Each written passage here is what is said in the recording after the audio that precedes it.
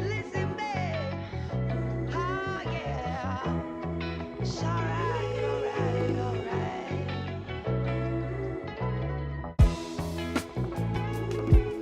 Listen, babe. Oh, yeah. It's alright, alright, alright.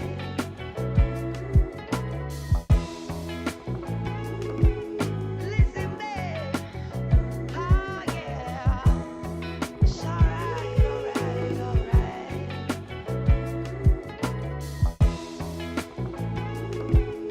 Listen, babe. Oh, yeah. It's alright, alright, alright.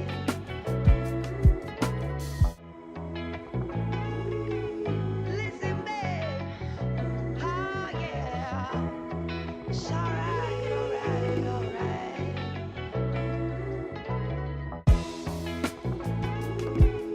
Listen, babe. Oh, yeah. It's alright, alright, alright.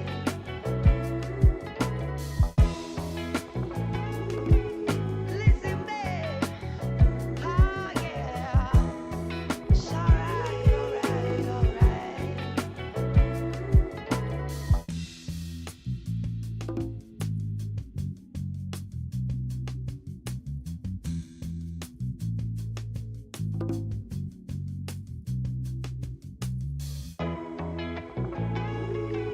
Listen, babe. Oh, yeah. It's alright, alright, alright.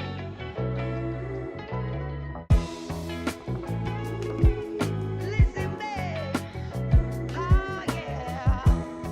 It's alright, alright, alright. Listen, babe. Oh, yeah. It's alright, alright, alright.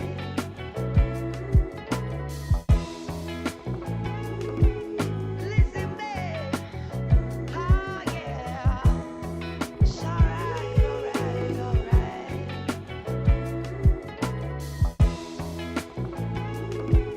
Listen, babe.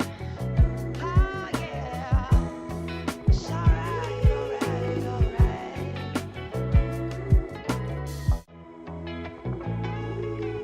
Listen, babe. Oh, yeah. It's alright, alright, alright.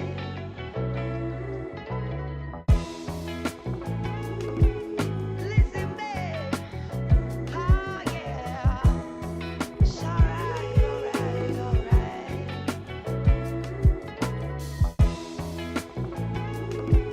Listen, babe. Oh, yeah. It's alright, alright, alright.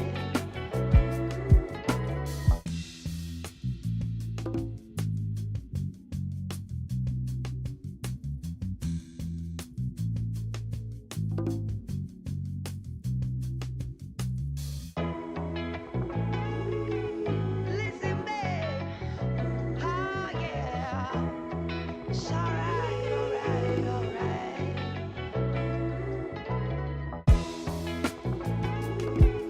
Listen, babe.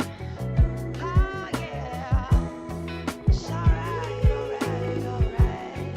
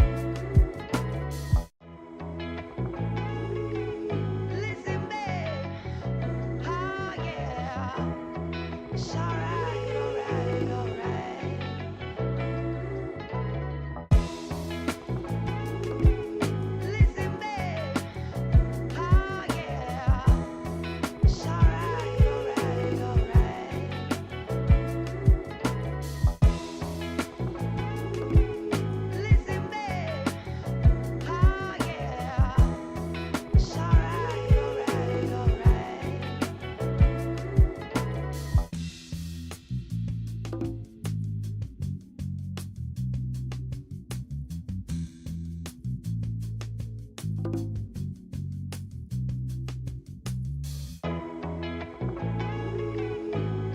babe. Oh, yeah. It's alright, alright, alright.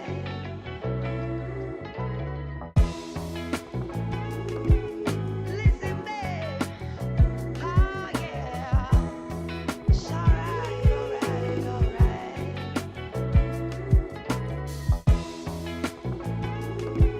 Listen, babe. Oh, yeah. It's alright, alright, alright.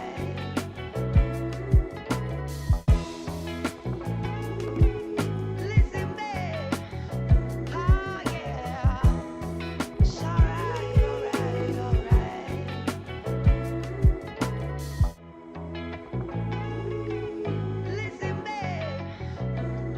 yeah. It's alright, alright, alright.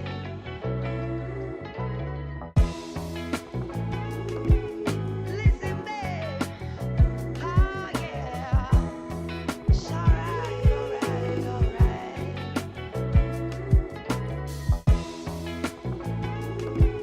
Listen, babe. Oh, yeah. It's alright, alright, alright. Listen, babe. Oh, yeah. It's alright, alright, alright.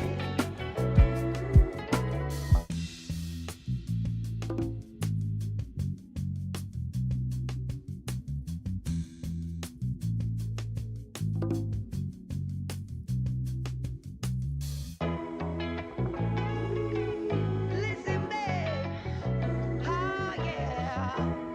It's alright, alright, alright.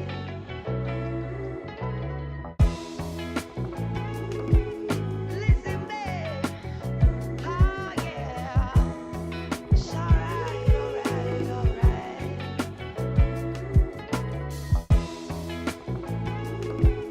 Listen, babe. Oh, yeah. It's alright, alright, alright.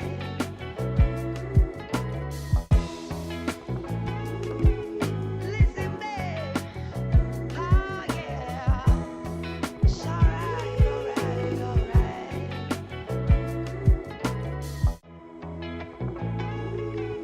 Listen, babe. Oh, yeah. It's alright.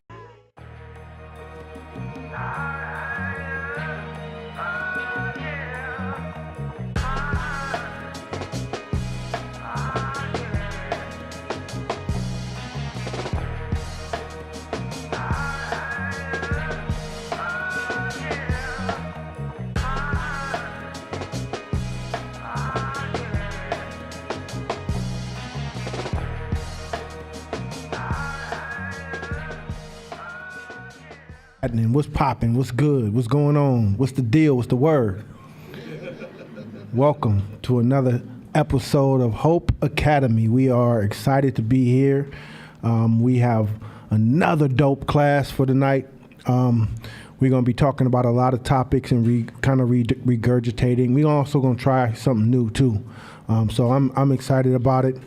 The topic of today's class is called First Principle Thinking. So if anybody, or those of you who know what that means, you're gonna get some more game around that, which is ultra valuable. Glad to be back. Last week I was out there trying to slay some LA Dragons. So I got a couple new little scars, but I'm still doing all right. You feel me? Let's recap. Let's recap from the last time. So if we go to the next slide after recap.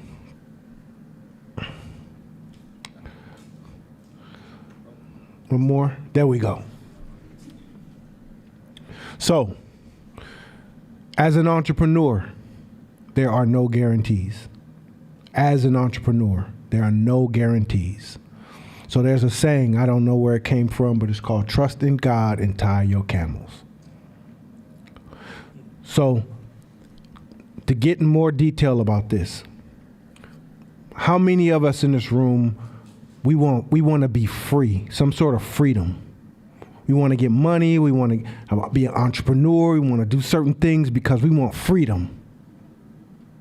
Most of us, freedom. Freedom is what a lot of people ask for. When you're a teenage boy or girl, most of the time you want freedom, right? Freedom is something that a lot of us want. But as an entrepreneur and in this game and in this class, you got to understand how freedom works. Because if you don't understand how freedom works, then you'll be chasing freedom and you'll never be free.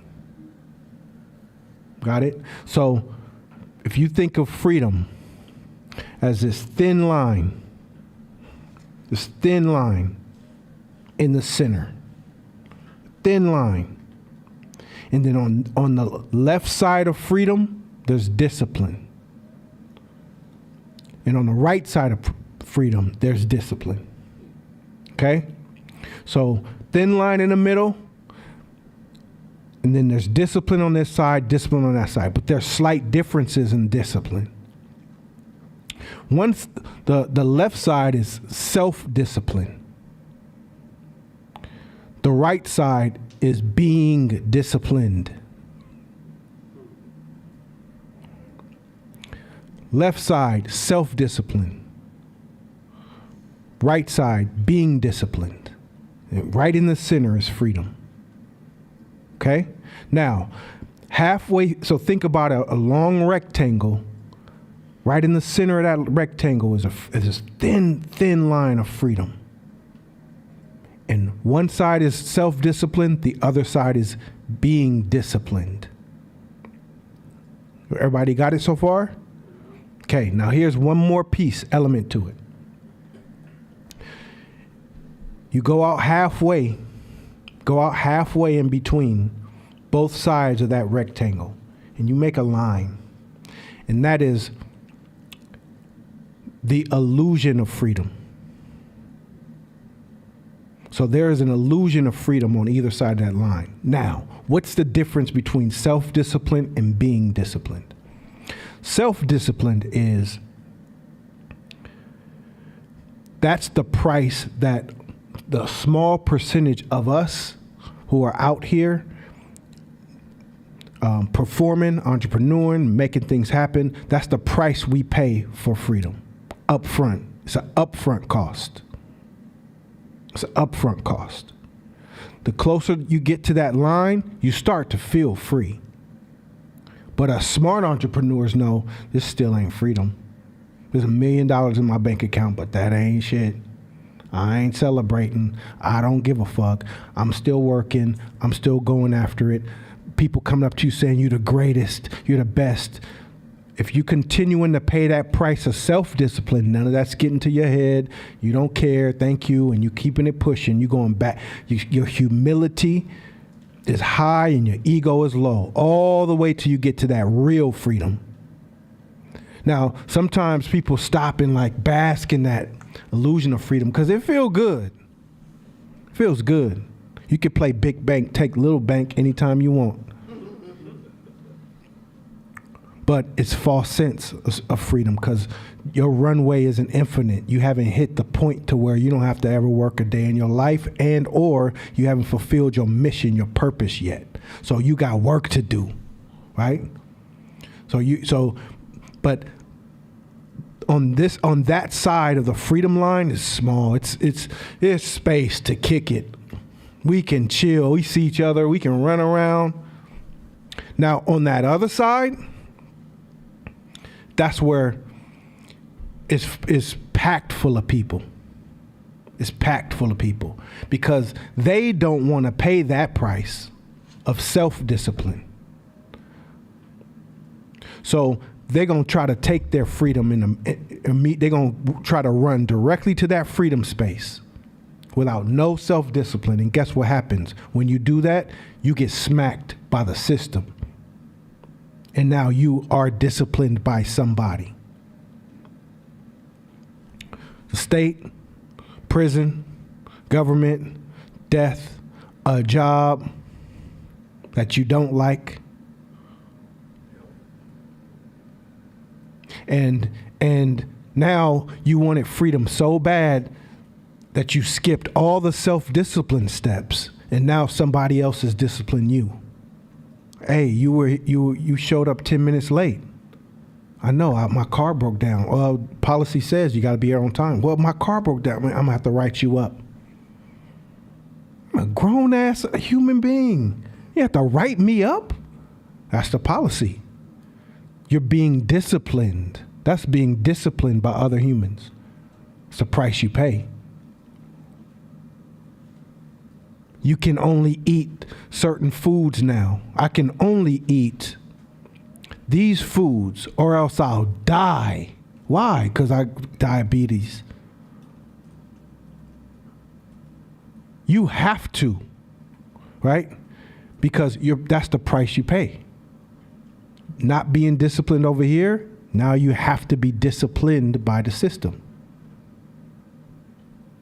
If you want to run out and party and I want to be free and I want to run out and party and do my thing, and then you end up getting hit with some shit, a baby, something, little disease, whatever you got, anything that could happen because you weren't disciplined on this side, that happens a lot. And now you are being disciplined by the system of a child. Or you know that dude ain't a good dude for you. But he got so much swag, though. He got so much. So you go against your self-discipline to know that ain't good, or that girl or that woman is not good, because you have a self-discipline. You know what you need to do. Now, here's the trick on this side. The more money you make on this side of that self-discipline, the more it's easier for you to have a false sense of freedom, too. If you got a good job, you make a lot of money, that you could think you free. You could think you free. And forget that you're on the being disciplined side, and now you're free, and now you get to work from home, you chill from home every day. I could do my thing, wake up at 11 o'clock. When that company says, hey, everybody has to come into work now, your ass got to come into work. Or where it's layoffs, then that's when it gets real. It gets real. So entrepreneurs understand that. Not in the way that it's been presented just now, but psychologically they already know that. That's why they are willing to pay the price. I want to be free. I don't want to go to no gym every day, be tied down to no gym. You a prison to the gym. No. I'm paying my tax to the gym early. I'm paying my tax of the gym on this side of the line. So I could be free on that side of the line to be as healthy as I want to be. Oh, you got good genes. You just got good genetics. My ass. I can easily, shit. So it's the price we pay.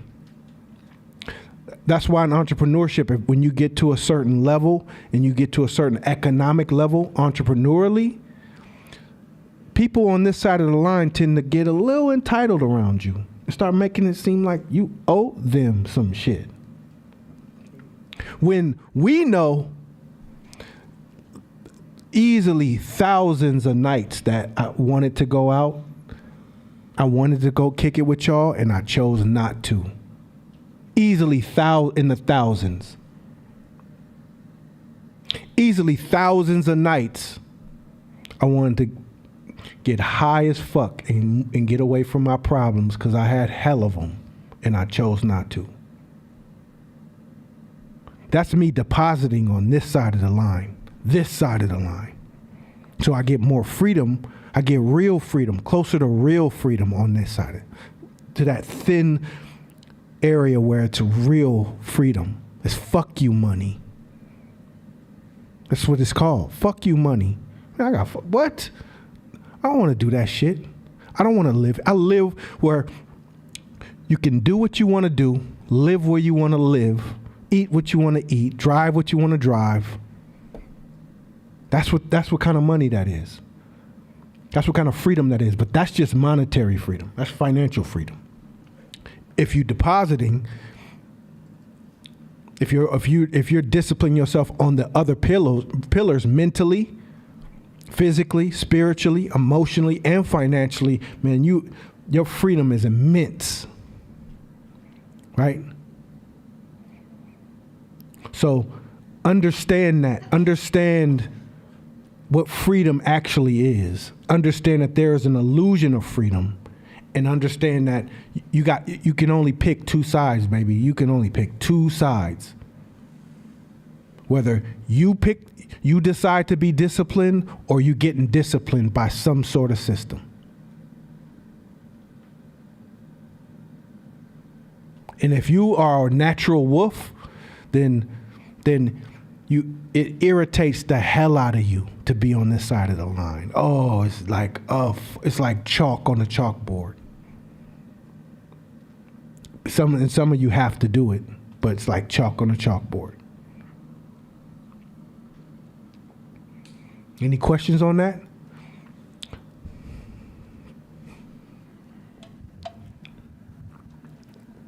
I definitely prefer to be on the self-discipline side because I don't like people telling me what to do for the most part. But when I was hearing this, it made me think about the people that would jump bandwagon for hearing all of that, hearing the difference between the two disciplines, and then saying, oh yeah, I'm a wolf because I just don't like being disciplined, so that must make me the other. Can you speak to that? Yeah. If you are a wolf, which in some cases you might be, you're a wolf with very low intelligence. That's it. And there's places in the world for that. You make them think they're free, and you put them on the front lines of something. Put them on the front lines. Yeah, go get them. Go get them. So, because deep thinkers, that's a difference between chess and checkers, right? Deep thinkers say, am I really free? Philosophers will be like, what's freedom? What actually is freedom?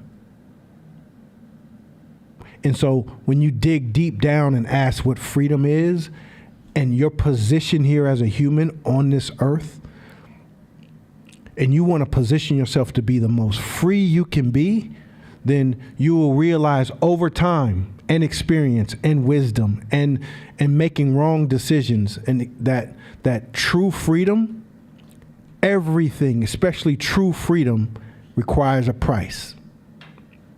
You got to pay it. You got to pay it. There ain't nobody getting off on not paying it.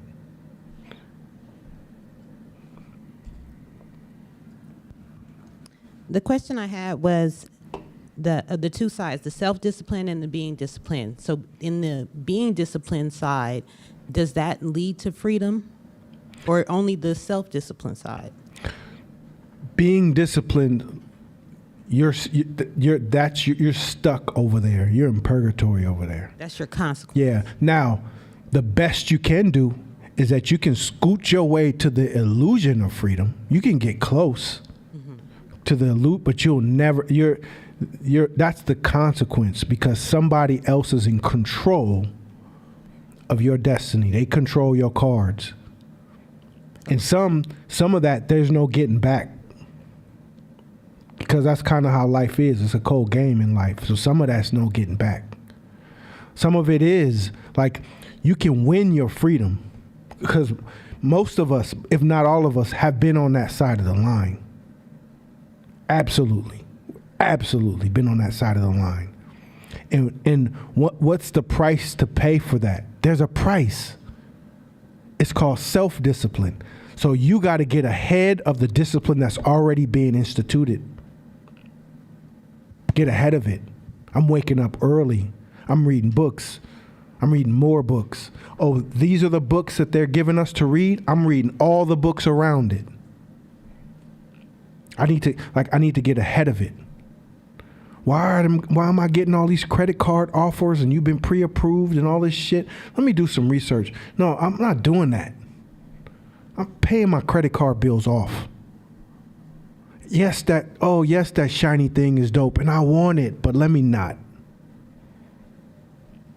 So all the times where you feel it, and I guarantee you, if you're practicing this kind of self-discipline, you're going to feel like God owes you.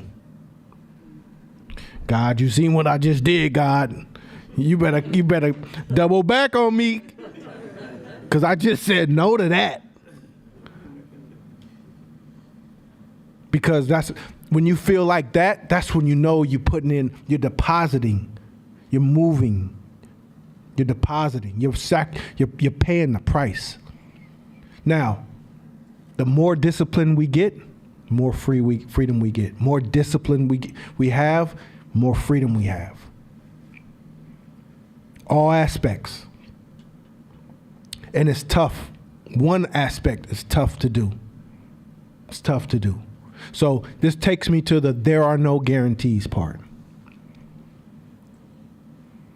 In the end, you could do all this, and in the end, there's still no guarantees that you're going to make it. That's the game too. You think about Bible, I'm getting booed right now.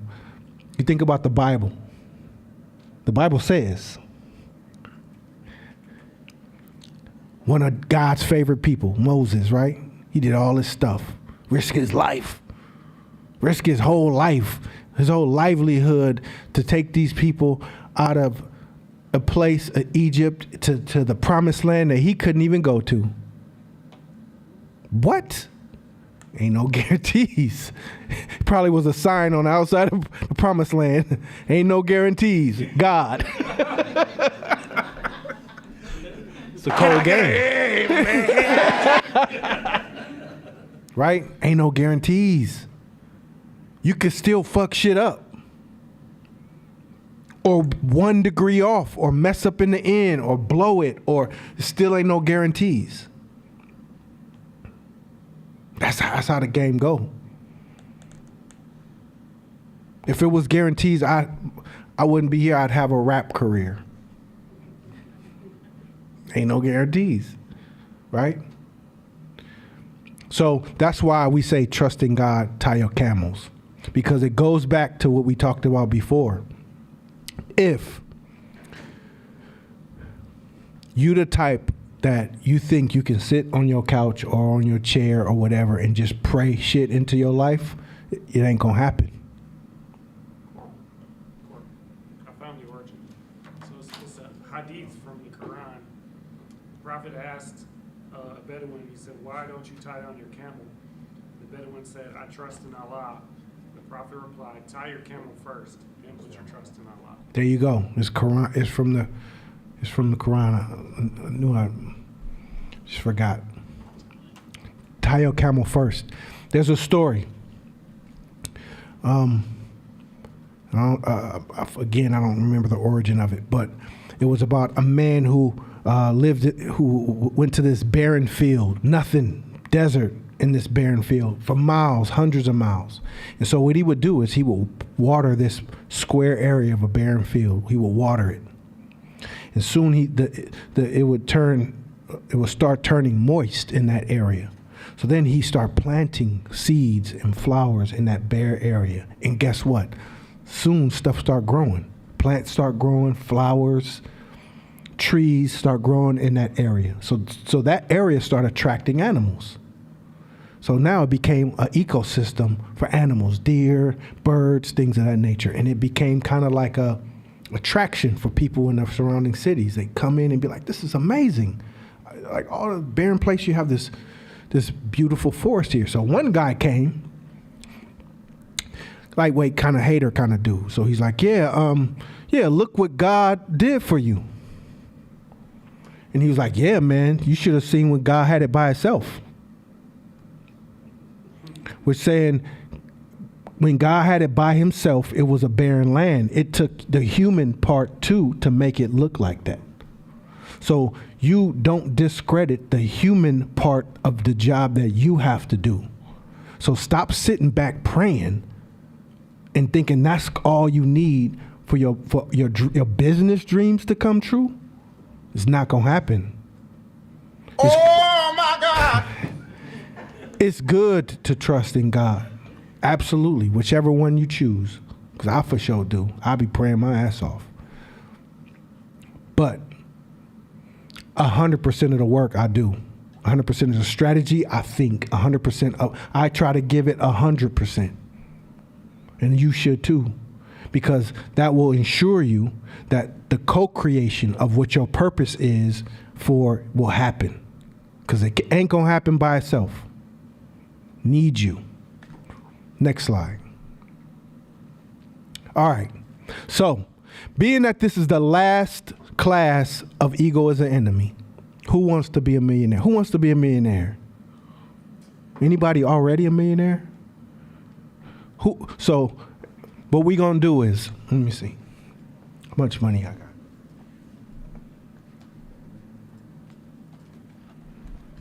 I got $1. Now let's fuck it. I got $100. So Bruh. I need 2 contestants.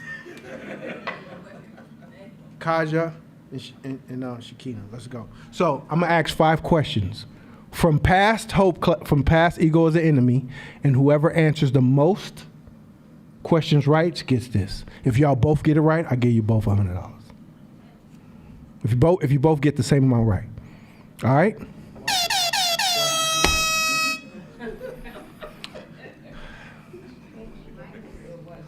Give her, yeah.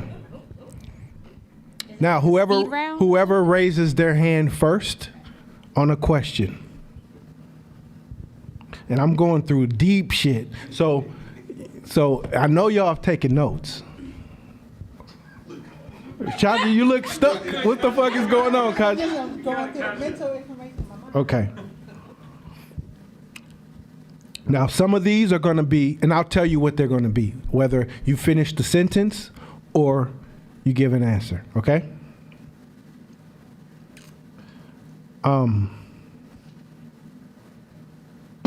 Question number 1.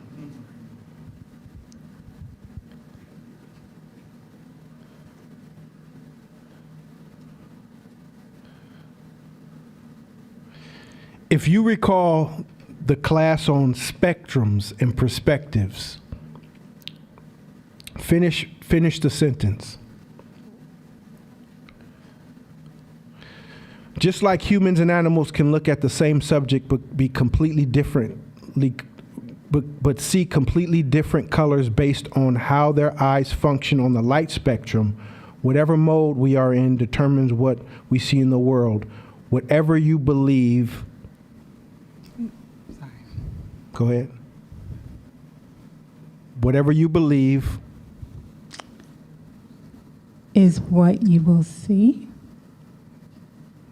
Nope.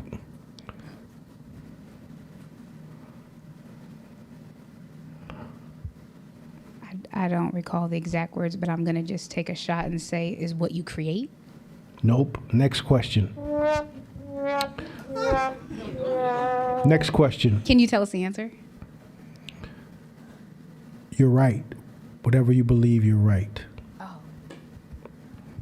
Whether you think you're wrong or you think you're right, either way, you're right. Right. It was framed differently. All right. Next question. So, how do you know you're on the how do you know you're on the survivor end of a spectrum? Can you name me 3 survivor mode traits? Shakina. Okay. Why did my hand just go up so fast that my brain blanked? Not being able to take advice or being defensive.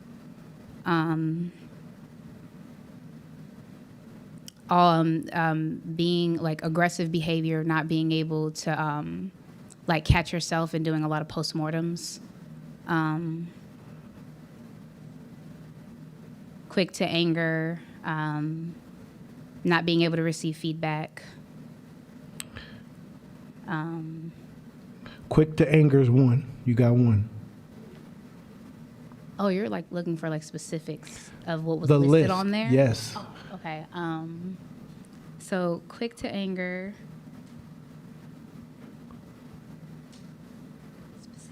Damn, now my brain is going.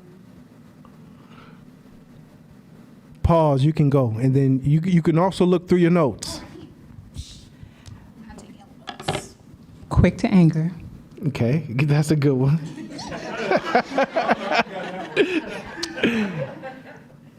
inability to create redundancy, No. 10 survival mode traits. Remember that class, 10 survival mode. I got some answers for $20.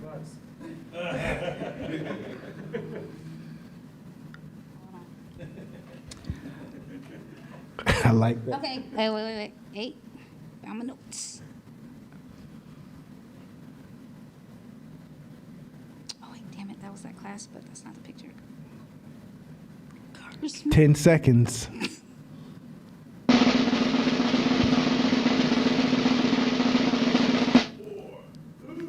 And next question. It's hard, huh? It's hard. It's hard. So, 10 survival mode traits. 1, always on edge.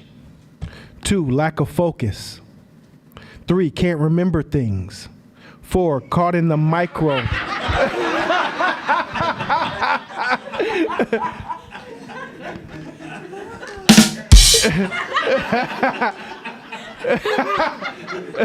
You think, huh? 4, caught in the micro, can't see past 20 feet in front of you. 5, everything is urgent. 6, you're the only one that could do the job, no one else. 7, lack of care, your home, your cars, etc. You start looking raggedy. 8, you lose joy. There you go. You lose joy, no fun. 9, the margin for error is slim. 10, you have no time. Okay, third question. I'm gonna get out of that class because you in them notes. Fatality.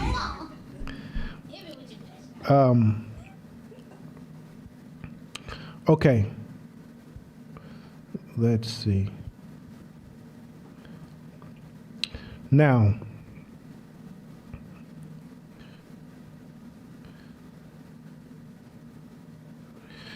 explain the term pick me.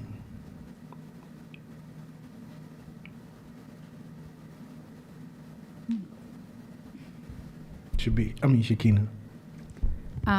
So pick me is the mindset that we go into when we don't take it upon ourselves to have ownership. So in the class, you made the example of like, there's the people that are going to go out and get it. And then there's the people that are like waiting on the sidelines, like, oh, like somebody gonna give me a chance, somebody gonna give me an opportunity, somebody gonna put me on, versus entrepreneur being like, I don't see no opportunity, so I'm gonna make one. Correct. Good job. 1-0. Still got time. Still got more game to play. Okay? Next question. Can you finish this sentence in terms of ego as an enemy? Always be a student. Good job. Next, finish this sentence. Most of the greats are. I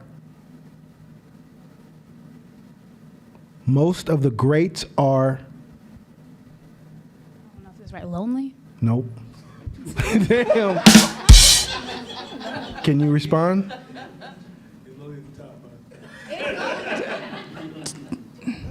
teachable, Close. Humble. Does she get that? She gets that. All right. She gets that. 2-1.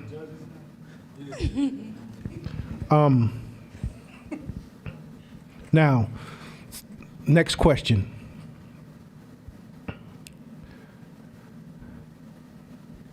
How does passion play a part in entrepreneurship? it can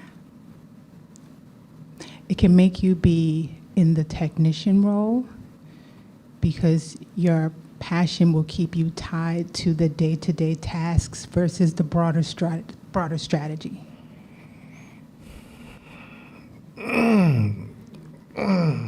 Go ahead. I'm gonna try to dial it in a little bit more. So a lot of people demonize passion, but in the entrepreneurship role, a lot of people start their businesses from passion, and it's important to understand that you can use it as something to help you get started, but you have to be willing to let it go to grow. Judges, Shakina got it. 3-1.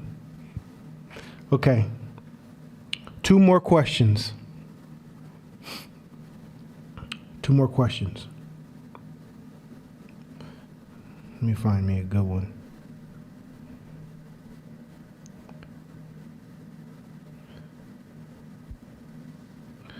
Define the word anchoring. Damn.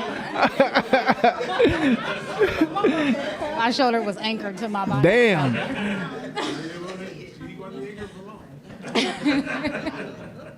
So anchoring is a term that's used when you're speaking with somebody, framing, anchoring, positioning, where, for example, you will use a number to get somebody psychologically primed. So, for example, I'm about to give you a dope experience. Now, we really are a high-class gym. Most people are paying about this much money, so you're dropping status, pricing, et cetera, in order to get somebody. So then when you come to the numbers conversation, then they're already anchored at a high point. So then you have the leverage to go drop lower, but still being able to protect your profit. Good answer. Last question.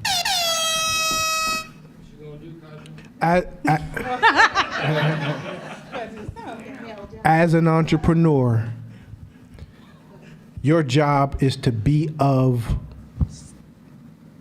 Who was first? Kaja. Service. Service. That's correct. Give him a round of applause.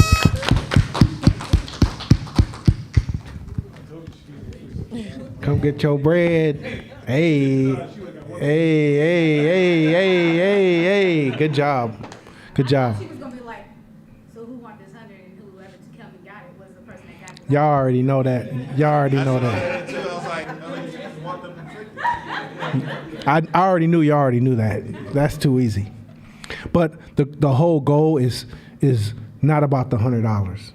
It's we come to this class for this stuff to get embedded into our psychology, for us to know it. To know it. So we listen in the class like the next class we're gonna make $100.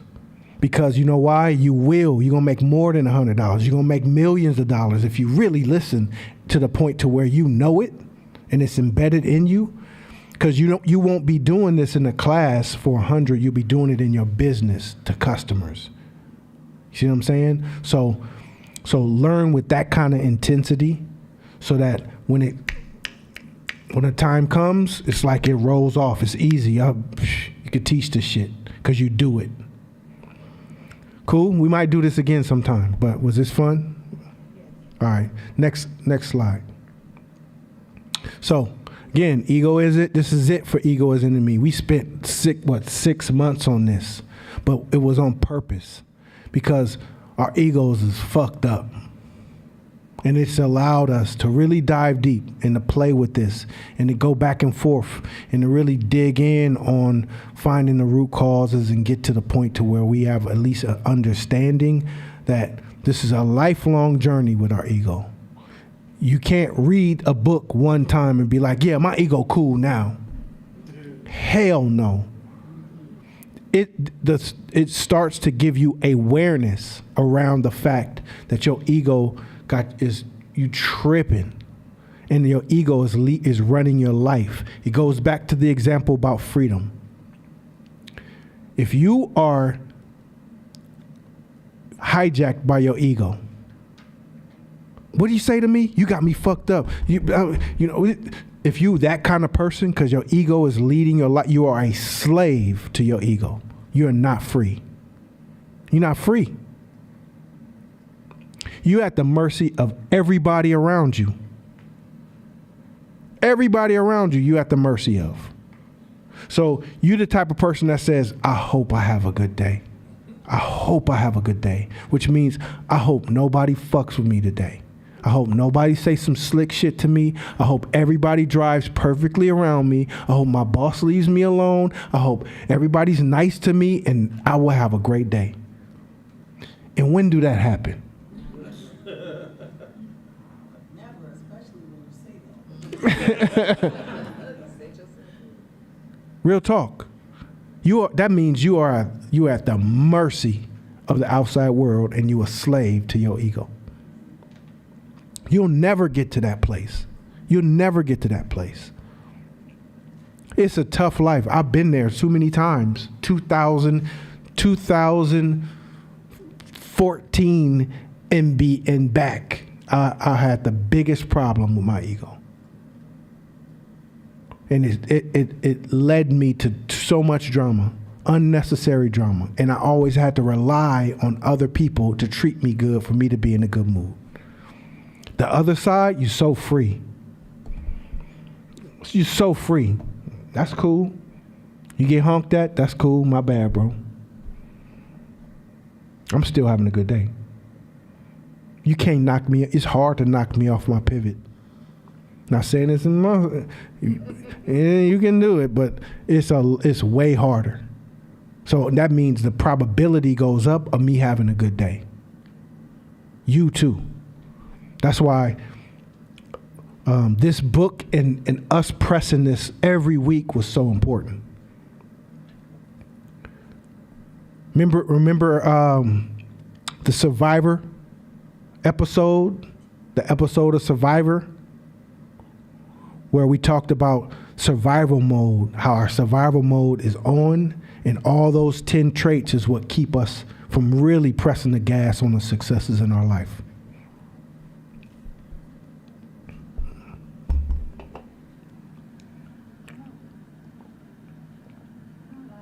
A lot of times when we talked about ego, we talked about it from the perspective you just explained, which is like going off or, nobody say anything to me and it'd be a good day.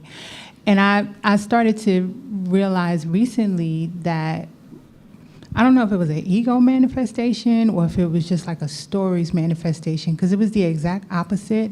Like I had a business interaction where the person said something to me that I didn't like it, and I took what they said at like face value. I didn't ask, well, what do you mean by that, right? As a result, I felt like I don't want to be involved in this business interaction anymore, but I didn't say anything to them. I just let that conversation in, but in my mind, I was like, I'm done with this.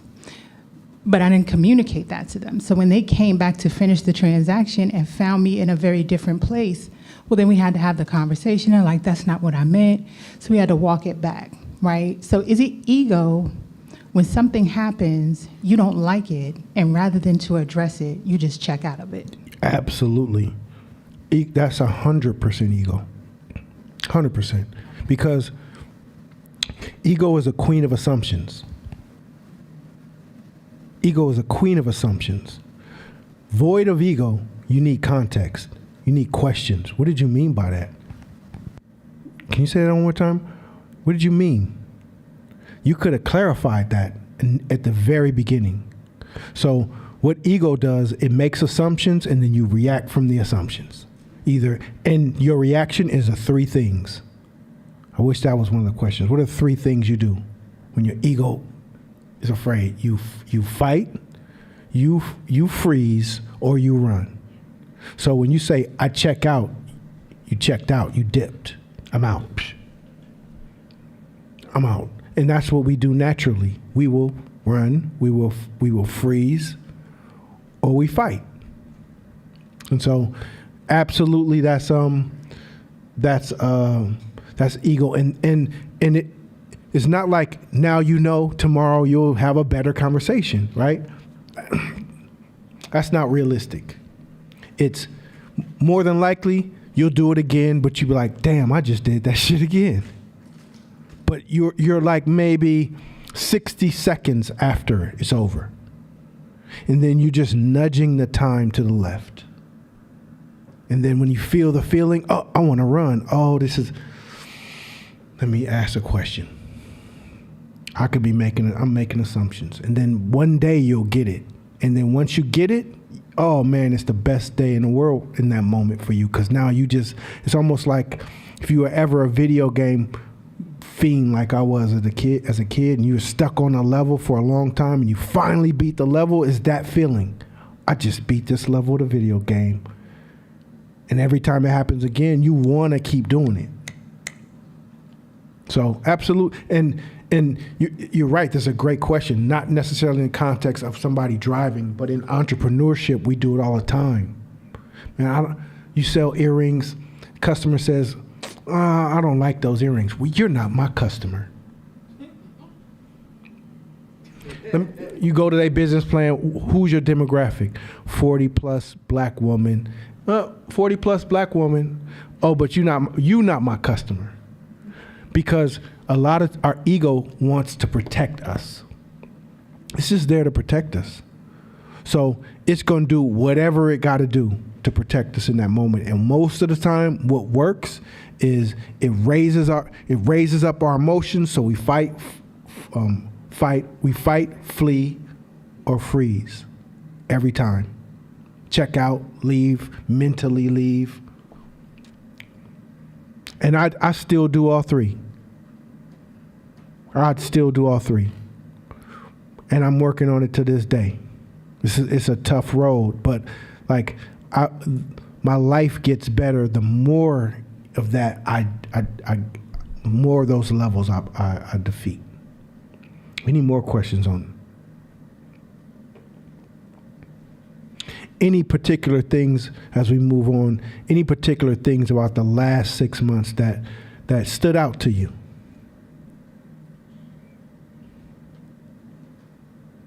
Like things that may have helped you or things that may have opened up things in your mind to change the way that you think, behave, or do business. So I'm an OG student, so I've been through Hope since it started.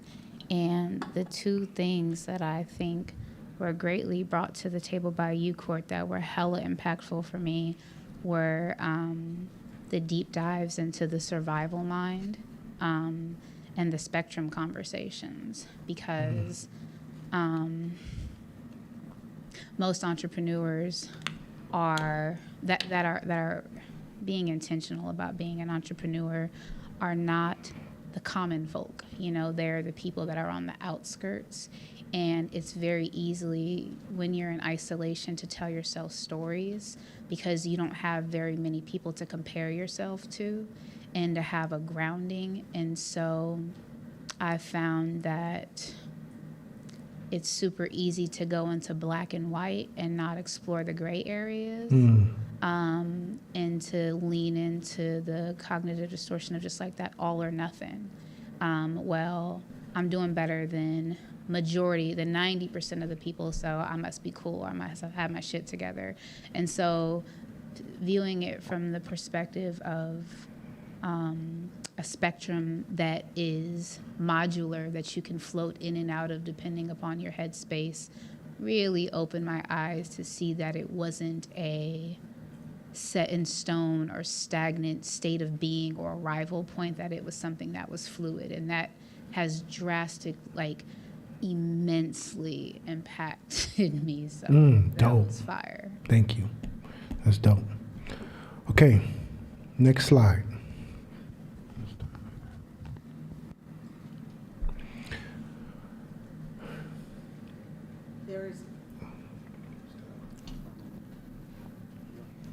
There's always more. When your self-importance is tied to the journey and not the destination, you give yourself the freedom to constantly look for ways to grow, no matter how good or challenging the journey can be. There's always more. When you think about successes and people who get up on stage and talk about how they got to their success, there's lots of different reasons, and that's why it's a little dangerous, right, to do that, because there's so many ways that you may have not ever explored or reasons you may not ever explore. And sometimes I think about my path and just how I got to this stage, this level of the video game. And one thing that just hit me that I never thought before is like, my mom growing up, if you looked up tough love in the dictionary, like her face would be right there like this. My mom, nothing was never good enough. I could bring home a rocket ship that I made in class, and she'd be like, well, why is the paint chipped right there? Well, it can go to space, how come it don't go to the moon? Like, all the time. It was never, and so the constant, and I'm a mama's boy, I worshiped my mom. So the constant desire to try to get her to say, that's really good. I didn't realize that was an asset that I use to this day. Because I never get comfortable with anything that I have naturally, because I ain't never had that. And as much as I wanted my mom to, at certain points, be like, good job, I'm proud of you, she never did. And I'm kind of glad. Because when it comes to these particular elements of business, I'm cool. It helps me. It helps me. Because it's all, man, and she taught me how to read at 3. I was like 3 years old. She taught me how to read. She stayed at home, so she taught me how to read. And so when around 4 or 5 years old, at church, all the people would come because they throw me on stage and read the Bible. And all the people, the old grandmamas would come around. Oh, you're so cute. And she'd come up and whisper in my ear, you ain't shit right. You know that ain't shit right. I'm like, yeah, okay, but hold on, let me get this. And she constantly kept me going, asking for more, trying harder, never being comfortable with, oh man, what about this? What about this? And so, as much as it irritated me growing up with her, it became my natural state, and I'm grateful for it. Because ego as the enemy says to do the same thing. It's always more. No matter where you are, no matter how much money you've made, no matter where you are positioned in your career, no matter what stage of entrepreneurship you're in, be grateful for what you've accomplished and say good job. But the journey is not over. There's always more. There's always more. And so if you give yourself freedom, that if you free yourself from waiting for somebody to come give you a kudos or pat on the back, then now you're embraced in the journey and not a destination.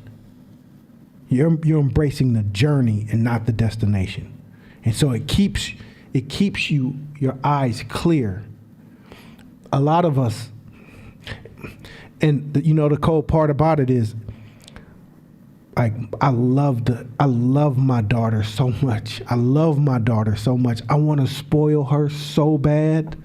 I want to give her everything. But I know there's certain things I can't. I got to groom her a certain way.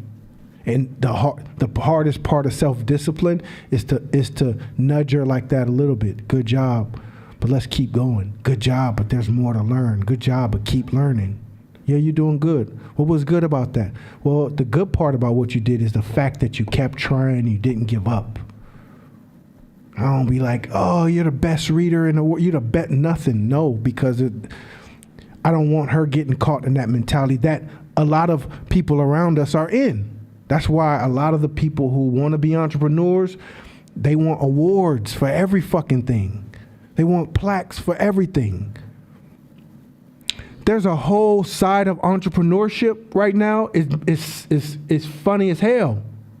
Because all they do is put events on and give each other awards. And I'm like, for what? What are y'all, like, for what? Entrepreneurship is a forever journey. And I mean, if there's tremendous impact, of course. If there's impact, of course. But because we are so used to getting awards and pats on the back on this side of that freedom line, that in entrepreneurship they're like, oh, that's missing. That's a void that's missing. So let's do the same thing. It's not about the awards.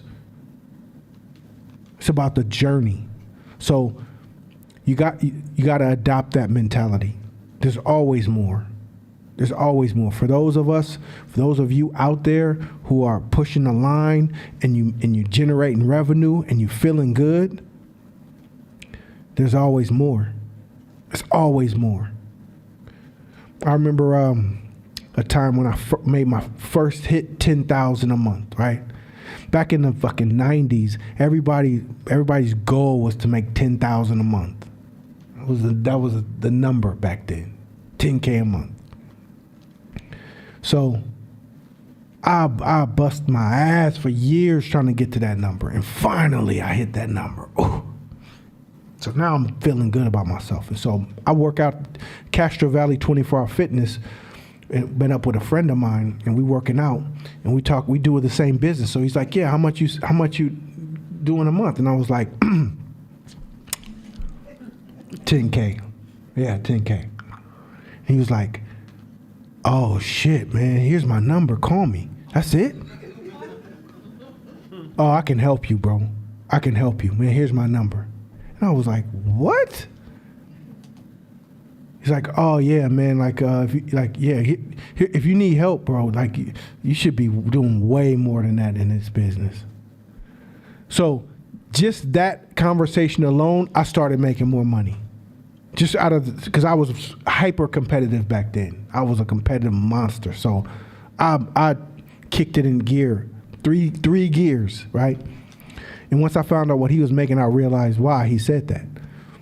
But if you ever stop and get stuck, then you won't realize how much more you could do. There's always more. There's always more. Your businesses can get more precise. They can get more attention to detail. Customer service can be better. The product can be better. The quality can be better. The framing, the priming, the anchoring could improve. There's always something. There's always something. And there's always more. And it's a never-ending journey. So if you want to be in a business where you get to these end of the prizes and you can celebrate and you get awards, this ain't the entrepreneurship, ain't it? This ain't the business.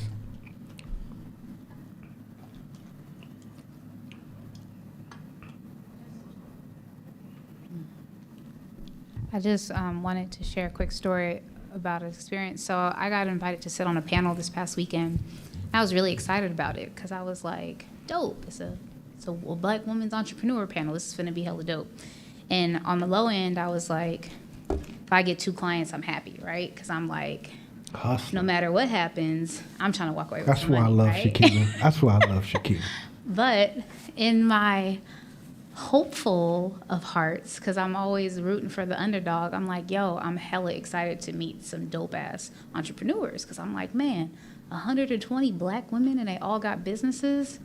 And it was crazy because there was 4 panels, and the unfortunate thing was the event aesthetically was beautiful, but there wasn't a lot of real entrepreneurs. And what I mean by that is that not belittling anybody that was there, because everyone busted their ass to get to where they're at, but like,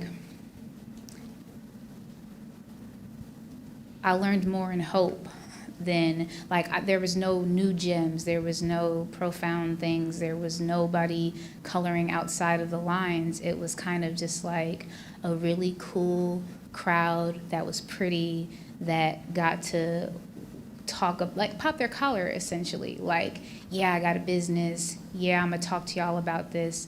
And majority of the panelists were like promoting their businesses instead of trying to give game. And I feel like that's the biggest difference between Hope and the other experiences that I've had, is that every time we come here, I am always learning new things to take away to go and apply and fidget with. And there I was low-key sad because I was just like, I had a good time because it was good people and it was a nice vibe and I made some money. But the hopeful building side of me of wanting to have more women in my network to be able to connect with from a business level, it was just a little saddening to see that, like, there's that many people in the room that have so much potential, but nobody's encouraged to push past what's next. What else could you be doing? So that was just It was wild because it was pretty on the outside, but there wasn't a lot of meaning on the back end. Basically, absolutely. Absolutely. It's true. Next slide. Success is intoxicating, yet to sustain it requires sobriety. Okay, let's stop right here. So, success is intoxicating, yet to sustain it requires sobriety.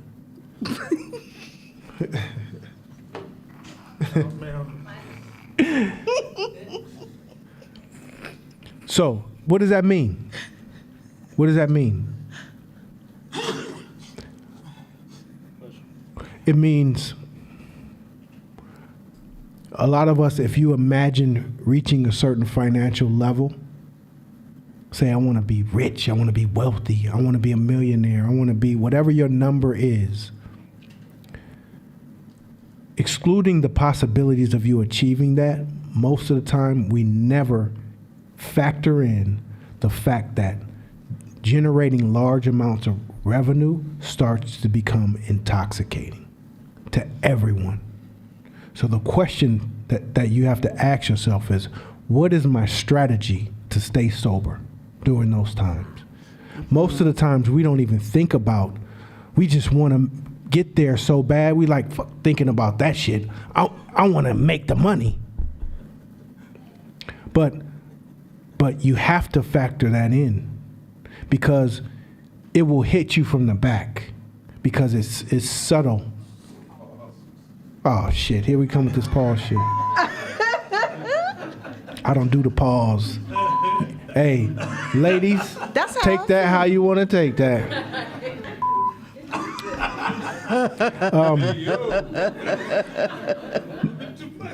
Yeah, no, I don't do the pause.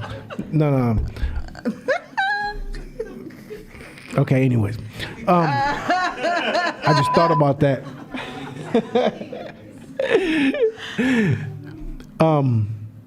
What the fuck was I saying? See, now I lost my thought. Okay. Let's reword this. Success is gonna sneak up on you. It's gonna sneak up, like the intoxicating part of success is gonna sneak up on you, because over time it will give you little reasons to change your attitudes. Because a lot of times when you start generating revenue, it's not you that change. It's the perception of you that changes in the minds of the people around you. So now they start acting a little bit funny. And if you're sensitive to energy, you can feel, oh shit, it's like that. And then you start hearing this little shit. Well, it's like, it's easy for you. And oh, how are we doing, big time? And all these little, and you're like, okay, I'll get you. So then you react to that. That's on one side. On the other side, you start getting this praise. And it starts feeling good. Like, man, all the stuff that I worked hard for, I'm starting to get acknowledged for it. But ego as an enemy says, you're not in this game for acknowledgement. You're not in this game for praise. You're not. So what are you doing? And if you don't have a strategy to check yourself, put yourself in check. Oh, yeah, no, it's cool. Or ground yourself, or humble yourself, or remind yourself that this is a servant's game. How can I serve you? The best entrepreneurs, the masters, always, what we just talked about. Masters are always students. So if you're in student mind, it's hard to get cocky. It's hard to get overconfident. If you're in student mind, you're palms up all the time, not palms down. Your palms up. How can I serve you? How can I help you? How can I solve your problem? And although you have mental strategies around, like, you don't sweep floors not because you're not down to sweep floors. You will sweep floors in a heartbeat, but you know from a strategy perspective, it's not financially smart for you to be sweeping floors. because you're best in positions to be creating strategies somewhere else on top of that, because now you're like a $3,000 an hour floor sweeper. But you always down to sweep a motherfucking floor. Always, in any moment. So just know that up there, and I tell you from experience, my first run at success, I got drunk. I was the equivalent of the person who got drunk at the club, blacked out, and woke up in an alley somewhere. What happened? I couldn't handle it. I couldn't handle it. Give me that one, give me that one, give me that one. I want that BMW and that BMW. I've lost my fucking mind. So it is intoxicating, and I'm more impressed by people who have tens of millions and hundreds of millions of dollars that I've ever encountered, and they're stoic. I'm more impressed by that than anything else. This stoicism. I remember I'm backstage in a dressing room of a concert, and this is like white dude standing next to me playing with his bottle cap, hella nervously talking to somebody. And his bottle cap falls on my lap. I'm playing video games in like the little green room. And he's like, "Oh man, I'm sorry. I said, "No, here, take your shit." And I don't even pay attention to him, give him his bottle cap. And I continue playing video game. So the artist who was performing came, he's like, "Do you know who that is?" No. He's like, "That's Mark Zuckerberg." I'm like, "What?" "Yeah, like that bottle cap he dropped on you probably worth more than everything you ever had in your life." Kirkland everything. Kirkland Costco outfit. I sized him up and was like, anyways, so back to the video game. So there's a reason also why they get there. Because they don't allow the intoxication to happen. Keep going. We can't keep learning if we think we already know everything. We cannot buy into myths we make ourselves or the noise and chatter of the outside world. We must understand that we are a small part of an interconnected universe. On top of all this, we have to build an organization and a system around what we do, one that is about the work and not about us. So the challenging part of all this is that you're building your business around systems and around the work and not you. You're building the business to fire you. Can you do that? Like, will your ego allow you to do that? To where you can build a business to where it replaces you. And now you're not in it. You could choose to or choose not to. It makes you replaceable. A lot of people with egos, they can't do it. I built this, it's mine. Only me, only I can know what to do. I did it. Understand, that's our mission. The work isn't about us. Entrepreneurship isn't about us. Building a business isn't about us. It's about them. And at some point, to be honest, you're going to have to get out your own way for that business to grow and thrive. So if you think you know everything, then you're done. If you think you know it and you got it, then you got it. But I tell you this, go online and look at your bank account right now, and that's where the fuck it's gonna be. You know what I'm saying? Rob Peter, pay Paul, this, that, that. We gotta be constantly learning. We gotta be constantly learning, because a couple slides back, there's always more. There's always ways for us to get better. We got to. Plus, as black folks, we were void of so much information. We're void of so much information. So if you move at the pace of the people who brought you here moves, of course they're going to do better than you because we void so much generational lack of information and tools and mindset shifts. So it is imperative for us to be hitting the gas on our learning and our improving and our growing and our mindset. Next slide. Control says it all must be done my way.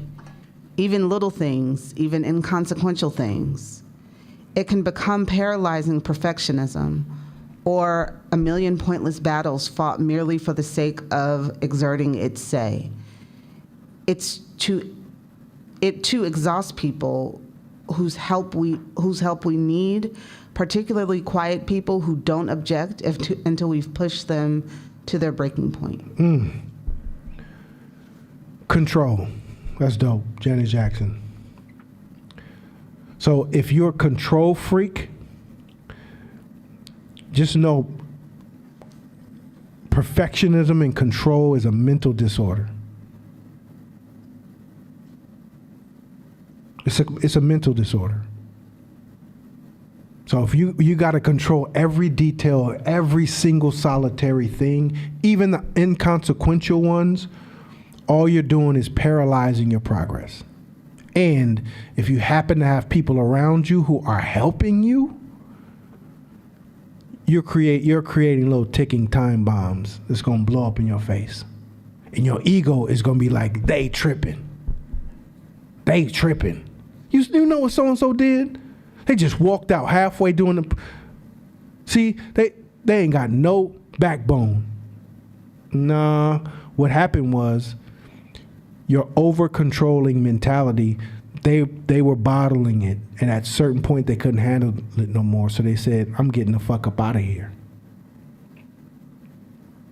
So teamwork means this is what I have to offer and this is what you have to offer. Let's collaborate and see what the best, let's see what allow the best outcome to win. May the best outcome to win. Are you in it to be right or are you in it to win? Ego says, I'm in it to be right. Ego says, I'm in it to be right. Period.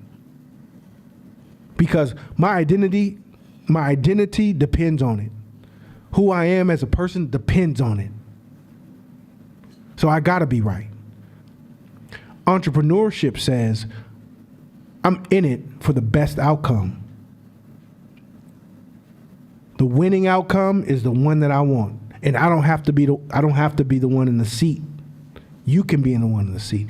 And if you're working with me, you're here for a reason.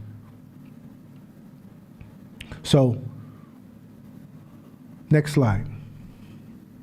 I have a question for you. How do you know when you are moving from the space of like your own standards? Like for instance, let's say in your company, how people move, how your team moves. How do you know for you when you've moved from a space of we all kind of need to be in the same rhythm, moving in the same, like gathered around one mic to I'm controlling stuff and now I'm in these pointless little battles for the sake of I just can because I'm in a space of control. Well, two things. One is your core values of your company. Two is company culture. What's your company culture and what's core values of your company? Those two things says we already marched to the same drum of, say, excellence, of, say, great customer service. There's certain core values that we have that those are tenets of our company that we can look to, that will keep us in line and be like, well, no, because this is our value or our company culture is this, right? So if your employees move away from company culture and values, then nudging them back into your culture and values is one thing. But if you empower them to do a particular job, and now you are trying to control every single step of how it gets there. Now you're in the world of micromanagement and control, right? And as a leader, we are supposed to help people get to those solutions. How did you get there? What made you to decide that? What made you go in that direction? Because if you're merging all those three together, then that's the pathway for them to get to where you want to go. Now, there's times where your employees fall off the culture, the path of the culture and the values, and you know who's to blame? The leader. Me, the leader, whoever's leading the team. So that's where those are the three things that hold it together. If I give you a project, now say here's the thing: if you bullshitted your way to a job, right? Hey, I could do that. Your ego bullshitted your way to a particular position, and now that set leader thinks that you can accomplish a certain task, but you really can't. A lot of times it's like, wait a minute, why'd you going there? You doing that? You must not know what you're doing. You could trigger that. And at the end of the day, you got to switch folks. But that's really the origin. Last slide. We'll end it with this. Ego is not your enemy. Ego is not your enemy. Okay? Remember that. Ego is not your enemy. Because our egos are going to be with us our whole lives. They're going to be right there. They ain't never leaving. They're going to be right there. What this book does and what this class does is give us a strong enough consciousness to turn it on, turn it off, ignore it, bypass it, suppress it, so that we can get the best outcome. But our ego is not our enemy. The fact that we are all in this classroom is because of our ego. Our self-esteem that we do have, the self-value that we do have, the way we've managed to wiggle through racism and oppression and overt and covert prejudices and still keep our head up high is a result of our ego. So don't ever demonize our ego. Thank you, ego. Thank you. But know that in entrepreneurship, remember, it can't be a switch. Got to be a dial. And we got to know when to be like, nah. Or know when, oh, this is my ego. This ain't the time. This ain't the time. When you start a business, ego's on high. Dad, I could do it too. I could do this too. I could blow up. We can blow this thing up. You ain't seen no kind of blow up. You ain't never heard it, never seen it. But it gives you the gumption to think you can. If you didn't have that, if you were calculating, well, the actual calculation, I have an actual 3% chance of actual success in this industry. And knowing that my competitors, once they see me hit a certain level, they're going to squash me. I have a 0.01% chance of success. Then the odds are I shouldn't try. You want to be hella logical. If you hella logical at the gate, you ain't going to do it. Because data says it's a bad idea. So ego is a good whisper in the ear. But again, once you get to certain levels, you got to turn it off, turn it down, put it in the back, and learn other tools. Any questions before we move on? Cool? All right. Thank you.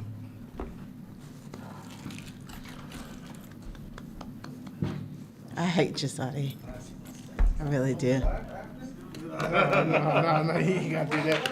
No, we ain't got to do that. We ain't got to do that. You don't want to be the only one. You felt like you was out there by yourself. You don't go clap on no plane land no more.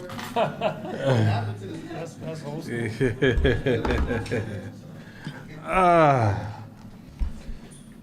Slide this chair up. You know, we had an event for this week. Just got back from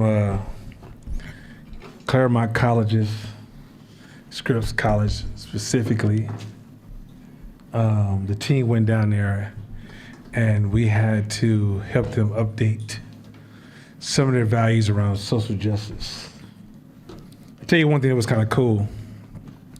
We were able to explain to them that there's a difference. Individual diversity is different than organizational diversity. Individually, you can be, you want to just do everything for everybody. Organization, you can't be a fire department and do what the police do. If there's a shootout 4 blocks down where you put out the fire, you can't drop your water hose and go down there and start shooting. You have to make a decision what role you play. So, good weekend, good week. But I want to open up before I jump into this, because this class is going to be fire. We just say it's going to be fire. It's going to be fire. But I want to open up and say and bring something to you everybody's attention real quick that's really, really important. And I happen to be watching that show on Netflix, How to Get Rich. It's kind of like a vision, kind of a superficial about financing and personal finance, right? And it reminded me of something that I've been taught in a long time. Because sometimes we've been stacking, I've been teaching scaling, been teaching these ideas on how to, expand your business. And I realize there's this thing where there's 2 ways we give up our power. There's 2 common ways that most people don't even realize things they do that they just give up their power. We're in a social justice world where, black people, Me Too, the gay community, Asian community, Latino community, the dwarf community, you gotta get a shout out to the dwarfs. All those individuals have a tendency to give up their power. We kind of talked about this week here. So one way we give up our power is we say, you hurt me.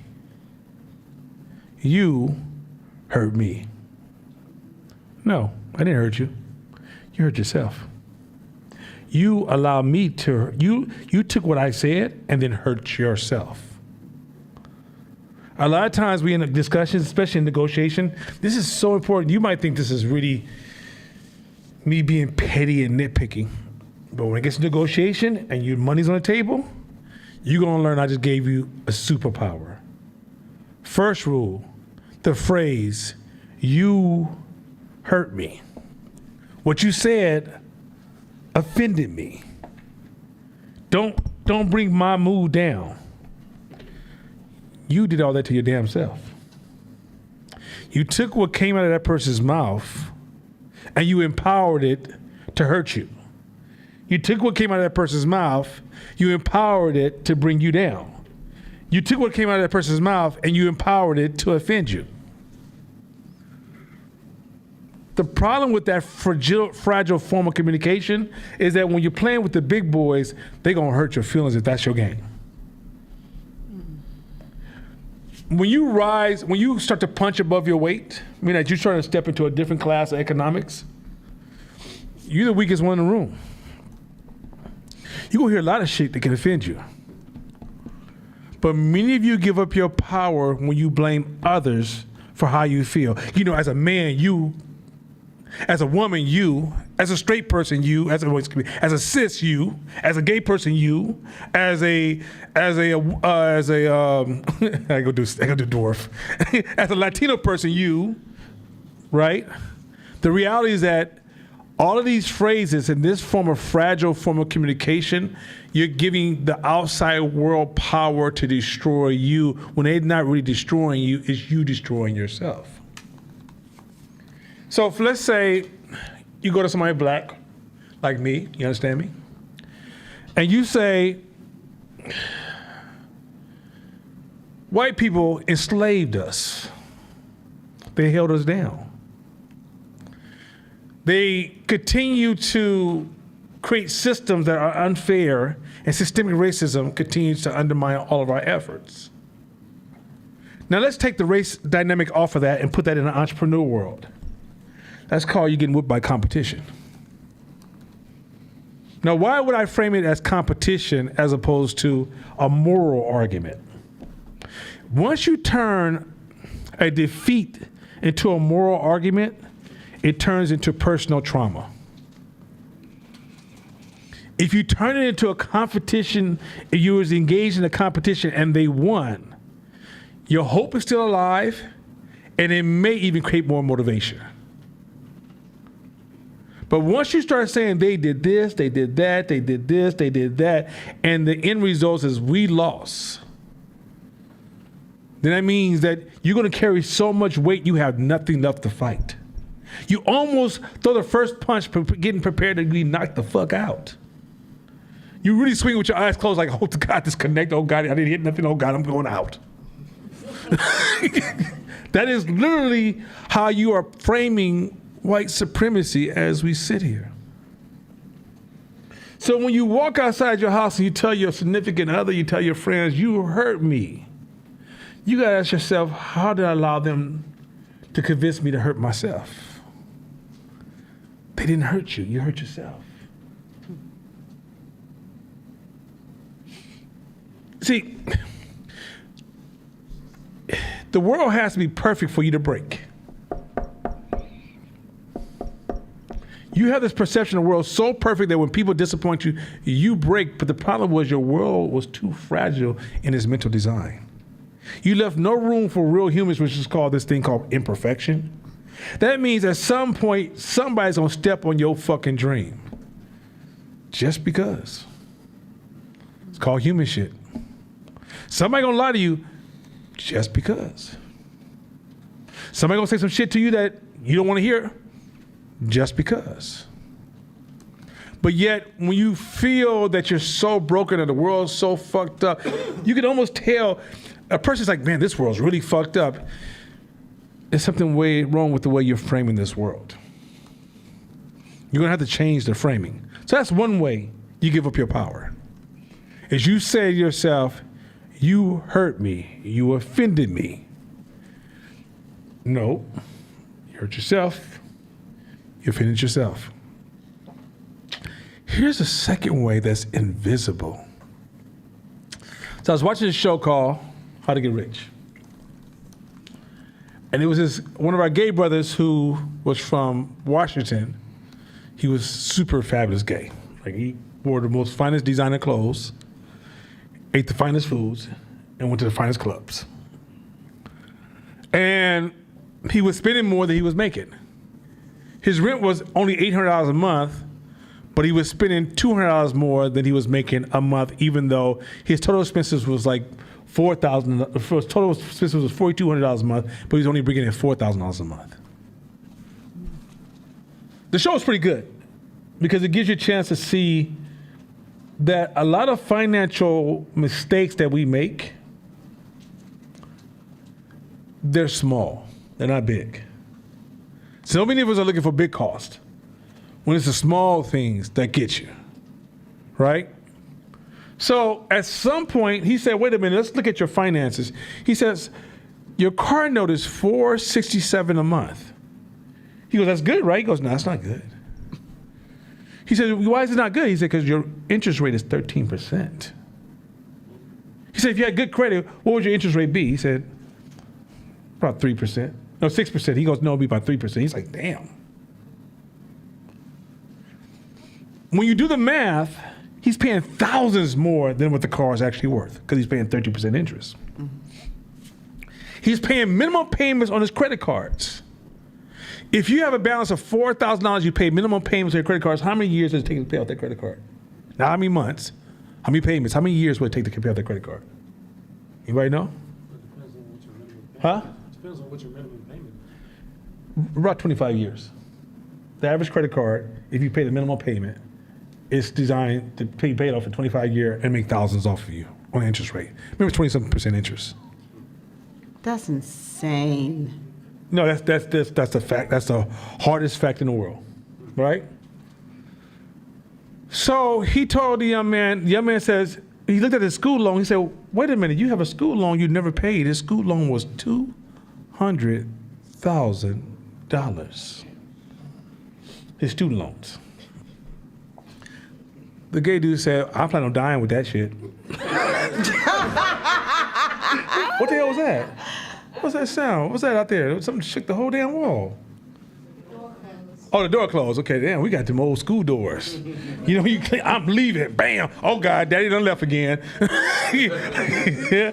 But, so, 200,000 gay dudes, I'm gonna die with this one. I'm good with this one.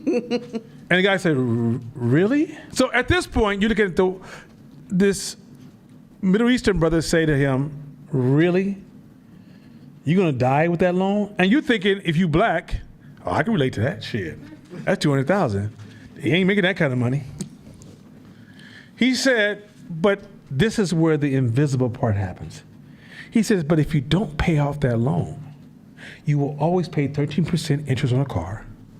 You will never own a house.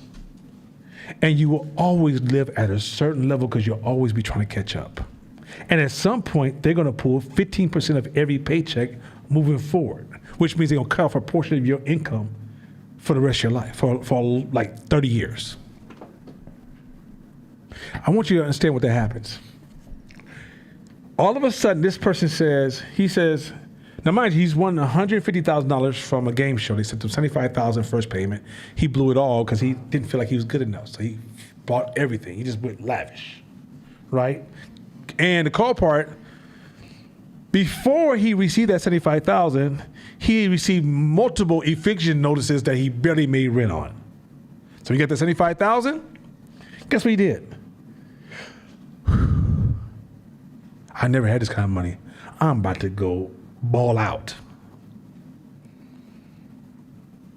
First thing the guy told him was, if you get a large sum of money, all your habits must change. Let me say this again. If you ever get a large sum of money, all of your habits must change. If your business grows really fast, all of your habits must change. Because as long as you hold on to the story of the past, your past will make you broke in the future. So, let's go back to the invisible story. If he doesn't pay that student loan, he will continuously be in a situation where he'll always be living check to check, even once that money runs out. It's so cold, you might say, well, no, wait, what if he makes more money? Oh, don't forget. When you know you got $200,000 hanging over your head and phone calls calling all the time and you're paying these high interest rates, guess what you do when other bills come in? I don't want to look at them. He had a drawer full of envelopes full of small bills he just wasn't even touching. From tickets to bills, and they're like $200 bill, $100, second time delinquent, so forth, so on, so on, and so on. The guy said, pay every little small bill on this table. He said, because every time you have an outstanding bill that's sitting on top of your head that you don't pay, you losing control of your life. Shakina had got an accident for a car. And the bill for getting the fender fixed was $1,000. And the first thing I told her, spend that $1,000 to go get that fender fixed right away. What? Why don't you just? I said like it's like hurry up, because I want you to keep control of your life. Once you start losing these little small, like little pieces of control of your life, it starts to unravel really, really fast and compound. Before you know, you're like, what the fuck? What the fuck? Even when you're managing your finances, little small interest fees here, little penalties here. By the end of the year, you spend 5 G's, 6 G's, 10 G's on stupid shit. Then when it comes time to invest in where you want to go, you don't have nothing. You're still chasing the catch-up game. But it's not just the chase that's fucking you up. It's the psychology of the chase that's fucking you up. Credit cards are not meant to pay monthly. So my company has 2 credit cards we use. We pay 100% every month. I get 2% back on every purchase. Everything I purchase. Over 2.5 years, that's $12,000 just sitting there. On 2% return. I never, ever buy what I can afford. I never look at a credit card as an opportunity to buy what I cannot afford. Y'all might say, well, now you got money now. No, you missed the fucking point here. So let me give y'all some game. When I first started Fighting Media, I didn't have any credit. I had the kind of credit that says, don't use that word. I think 400 was being ambitious. And I learned, fortunately, if I couldn't afford it, I couldn't have it. And if I needed it, figure it out. And I ran my business like that for 4 or 5 years. I was Mr. Figure the shit out. But here's the thing which y'all didn't realize, that I felt the pressure of no credit. Because there were certain moves I knew I couldn't make, right? Like when I got my next building, man, y'all don't know what the fadangling gift of gab can do for you. Hey, look here, one thing East Oakland taught me how to do is talk so much you don't even get a chance to look at my paperwork. And look here, baby, hold on, man, don't look at all that. Listen to me, how's your mama doing, man? You understand me? And so I got to a point where I realized, also, one day I had $7,000 in the bank. And one day I went to go get some money out my account, and they said, Mr. NT, you got nothing. This is when 7,000 meant a lot. This is when 7,000 could maybe cry a little bit. So first I called the IRS. What y'all doing, man? I paid y'all little funky, stinky ass $10,000 last year. Why you doing me like this? I said, we don't know what you're talking about, Mr. NT. My bad, I'm sorry, y'all. So I called the bank, hey man, who stole my fucking money, man? Y'all ain't guarding my shit right? No, the law, somebody went to court, won a case against you, went to the sheriff's office, and told them, break us off that money. Now, mind you, at that point, I told you I had bad credit, so I had thousands of here, thousands of here, thousands of here. All right, cool. Got through that storm. Figured out what I told you. I was a fadangling king. I fadangled something, got through that month. You know, if your Cadillac converter came up missing, it might have been me. That's right. I'm just playing. I ain't gonna got no Cadillac converter. You go outside and tell my goddamn nana. So I finally get a big paycheck I get this really big paycheck. It was like $27,000. You know what I did with that $27,000? Paid off every fucking bill. But let me tell you how I paid it off. Let me be very clear. I don't guilt pay. Say, man, I know I owe you $8,000. I know y'all been chasing me for 4 or 5 years and you ain't figured this shit out yet. Would you take $1,000 and call it a day? I think we can do that, sir. Do you know I cleaned my credit up I paid anywhere between 10 and 20% of what I owed and paid off everybody. Called everybody up. I know I owe you $10,000. I got $2,000 right now. You sign that paper, send me the form, tell me I'm free. I send you $2,000 right now, no questions. Partner, we cool? Yes, Mr. NT. Because I found out that, hey, the original company don't even got my goddamn credit. They're not even waiting for my money. They just sold it off. And the person, they can get $500 from me, they're happy. At this point, I'm going as low as I can until everybody signed off. 2 years later, I got credit. You can't get me to get a department store credit card if you ask me 1,000 times. My credit score is close to 800 now. I am the most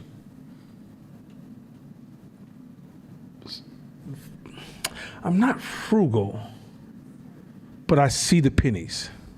You might say, well, you got money. Why you see the pennies?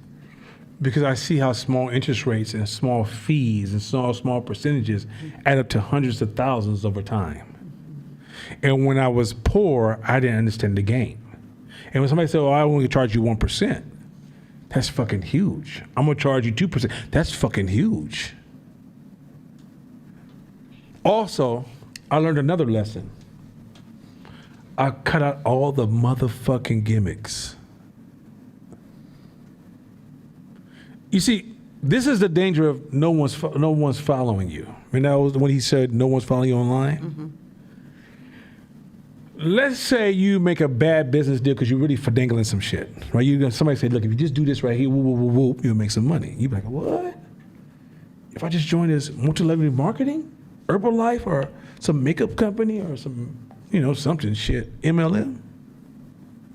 Or if I make this investment in my money and throw it over here in Robinhood, I can make some quick cash real quick. Oh shit. If I go buy some Bitcoins, I can blow this motherfucker up. So now you're feeling yourself because you throw that money in and you get that first hit. Pow! And it hits you. You're like, oh shit. Wait, I think I got onto something. And then you go online and start bragging about it. Y'all need to get into this Bitcoin game. This shit's real. The game wasn't designed for you to win, baby. The game's gonna let you get a little taste, but you gotta take a loss. Otherwise, the game needs to survive, and it's gonna use you for its survival. So where a lot of us go wrong is we lock ourselves emotionally into this bad habit because we get used to getting licks. See, business is not a lick. It's a slow process. It's a slower process. Sometimes you get these surges and it goes slow and it surges and it's slow and it surges and sometimes just 1% increase per year, right? That's how it really works. But you can get into a lick and make 20,000, 10,000, 5,000 in 1 month. You're like, yeah, I'm about to do this shit right here. Right? You do one party and that shit just happened to blow the fuck up. And you get popular for throwing that motherfucking party. Now you trying to throw a party every week and you losing money every motherfucking week because you're into this game of trying to have these quick ass hustles. You can't brag about the hustle. You can't fall in love with the hustle. You cut this egotistical marriage to look at me achieve success and your ideas are bad. In business, you gotta have the ability to jump from a bad strategy to another bad strategy to a good strategy. But if you bragging because you started a strategy and they gave you a lick, but you ain't made no money since. But you talking about, I teach success. I know all about success. You know what I'm saying? You gotta work hard to achieve success. Just follow me, y'all. And when you should be dumping that bad idea, you stuck in a bad idea because you branded yourself and you connected yourself to this poor ass strategy that you started, which you should be calling a lick. Mm-hmm. Fast. Robinhood is not for the everyday person. That's not that kind of game. That's not the kind of game you're supposed to be playing. There's a lot of shit you hear all the time. Yeah, if you buy Timberlands, go buy you some Timberlands. Go put your stocks in Timberlands. No, not necessarily so. Like the one dude, the gangster investor. Yeah. It's a black dude who came out of prison, learned about investing in prison, and he goes online, he tells everybody how to invest their money. That's the problem. That's the problem. No, you don't go to prison and learn that game. That game requires a lot of motherfucking knowledge and insights, and you can't just learn that from a YouTube video. If you get into the quick trading game, your money is just being used to keep the game alive. You're not gonna make money. If you get a hit in that game and you keep your money in that game, I guarantee you, within 1 year, you'll probably be back to zero. Curtis Carroll. Huh? Curtis Carroll. That's his name. Curtis Carroll. And so this is so important. I'm trying to get you guys. So what I'm saying is that, so now you broke. And guess what you just gave up? Your power. Now you sensitive. If I tell you, hey, Shakira, I don't like that pink outfit. Oh, Nana, you don't understand women and I feel like you're being disrespectful. No, you feel broke. I'm not lying. You guys ever heard of effective realism, which is I have this pain in my body? Okay, you remember? Okay, let me get non-scientific. You ever heard of the frame called the word hangry? Yes. Okay, you don't even know you pissed off because you're hungry, but you pissed off in front of the person in front of you. Then once you get a sandwich, you realize I don't know what the fuck I was tripping about, right? That's what happened to some of your broke asses. When you broke, you sensitive as a motherfucker. Feedback? You will give me some motherfucking feedback. Motherfucker, I'm broke. What the fuck you trying to tell me? Broke motherfuckers don't want to hear no feedback. I mean, unless you really broke, you have rock bottom, and you want to hear. No, you once you realize it's your fault, then you might can have a conversation, right? But on the way down, the white man is working on your destruction. As if he had white people signed to your house outdoor, cutting off all your financial investments and opportunities. This is how we start talking, right? And you start listening to motherfuckers who become with conspiracy theory. The reason, sister, you don't have the kind of money, because 1 + 1 ain't really 2, it's 3. And what's missing is you. You understand me? That's why you think it's 2. You understand me? You gotta get your mind together. For shizzle, my nizzle. You feel me? This is how bad it is. A lot of us are giving up our power because we forget when you go in that department store and I gotta have that Louis Vuitton. You know I don't use the N-word, but Negro, please. Louis Vuitton and your bank account savings is less than 50,000? I suggest you get a white piece of paper, draw an L and V the best way you can, and glue that shit on and go outside your house and feel good about it. Fuck wrong with you? Because you don't realize once you brought that Louis Vuitton and your bank account is low, you gave up your power. You brought money to make yourself feel good, but deep down inside, you about to feel like shit. So now you sit in my class and you're like, I don't even want to ask no questions because he say something to me, gonna have me fucked up. It's your savings got you fucked up. It ain't got shit to do with me. And the cool part is, it ain't like everybody broke that. Okay, we know, like I grew up really, really poor. So like we didn't have those kind of, like if we got some food, we was getting food from the church and cutting the mold off the pizza and then baking the rest and eating the shit. So there's folks that are really poor. I'm not talking to you because you probably not even listening to this motherfucking class because you probably don't have internet. So I'm talking to motherfuckers who got enough money to pay for the motherfucking monthly service to listen to what the fuck I'm saying. So you actually in a situation where you have access to resources, but you have these emotional surges to make yourself happy to only live an unhappy life.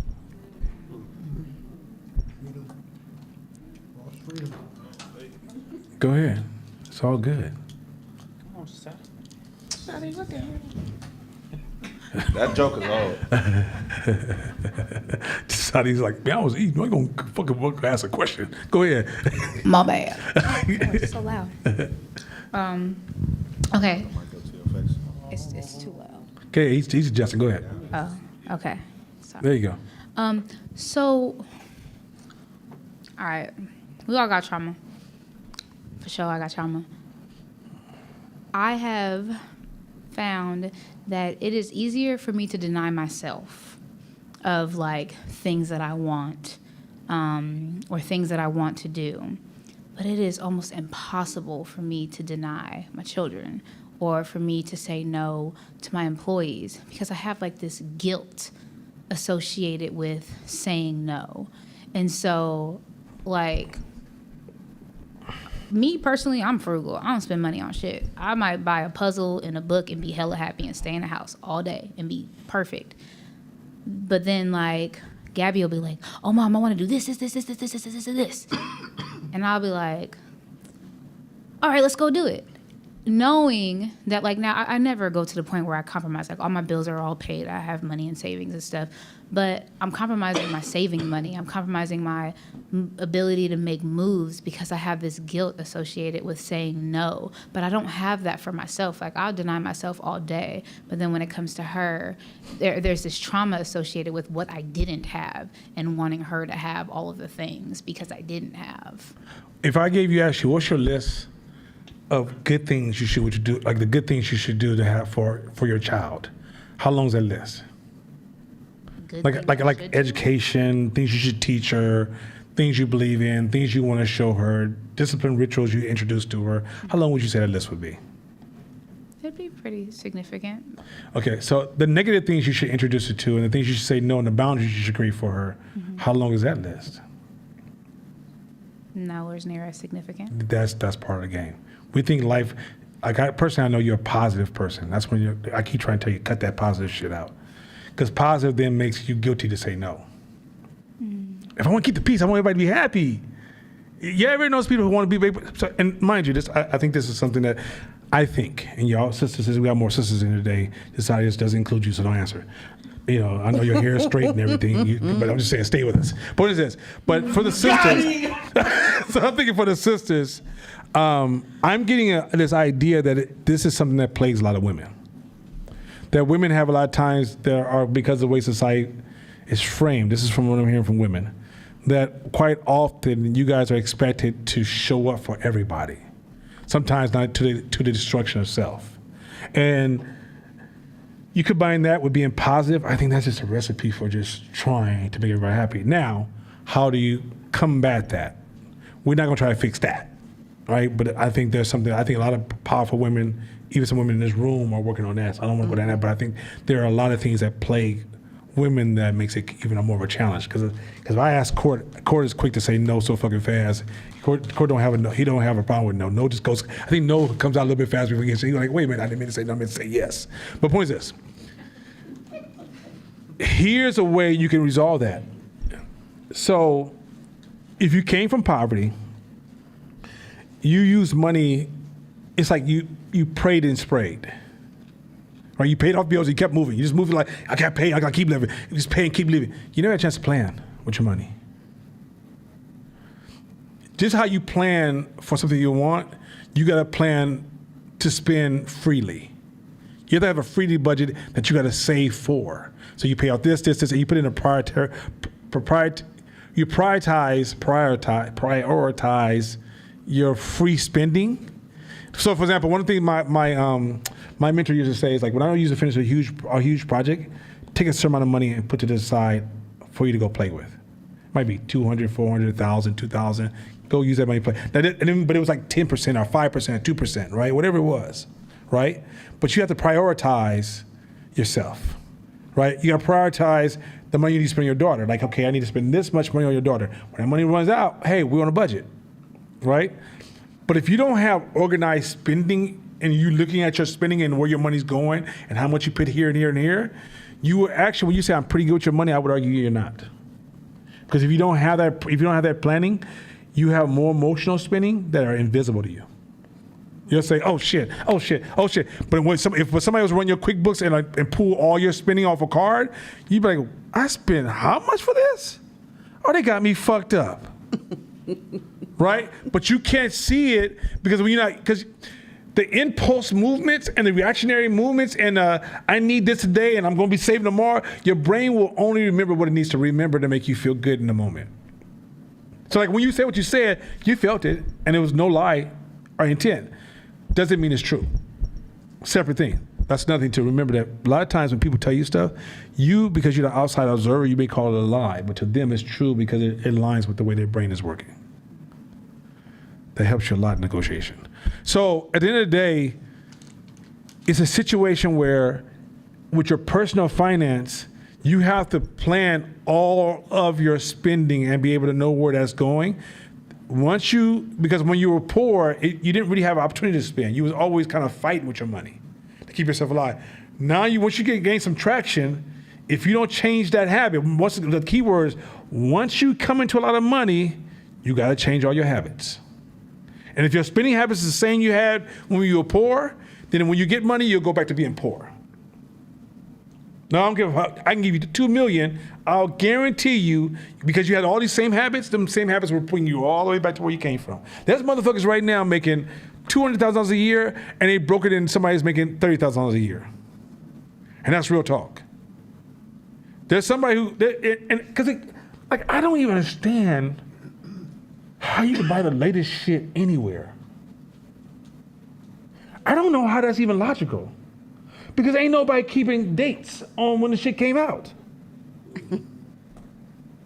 I don't know, I promise you, if I see something I like, which is usually in a discount, you understand me? And even when so I got the money to buy whatever the fuck I want. You know what I do? You know what I do in my life? I don't buy whatever the fuck I want. I sign up for stuff I like, and when that shit hit the sale on top of the sale on top of the sale, can you get one of those real quick? But I can promise you, I don't think I pay full price for damn near anything. Because I understand the cost of how that shit evolves. So why is that important? Okay, I have money, but you know what I enjoy more than having money? Slack. The ability to move the way I want to move because I got money.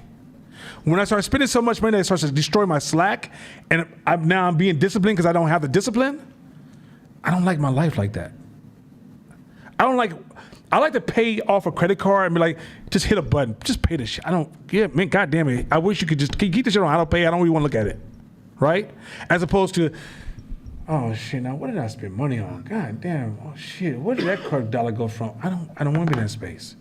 But in order for me to be comfortable in my payments, that means I have to be disciplined over here. So trust me, there's 2 ways you give up your power, black folks. One, saying somebody hurt your feelings, somebody offended you, somebody pissed you off. If a white dude gets on TV tomorrow and be like, niggas should have been slaves since day one. And you offended, you got this game fucked up. If you don't take your ass, what the fuck does that mean to you? He ain't at your house.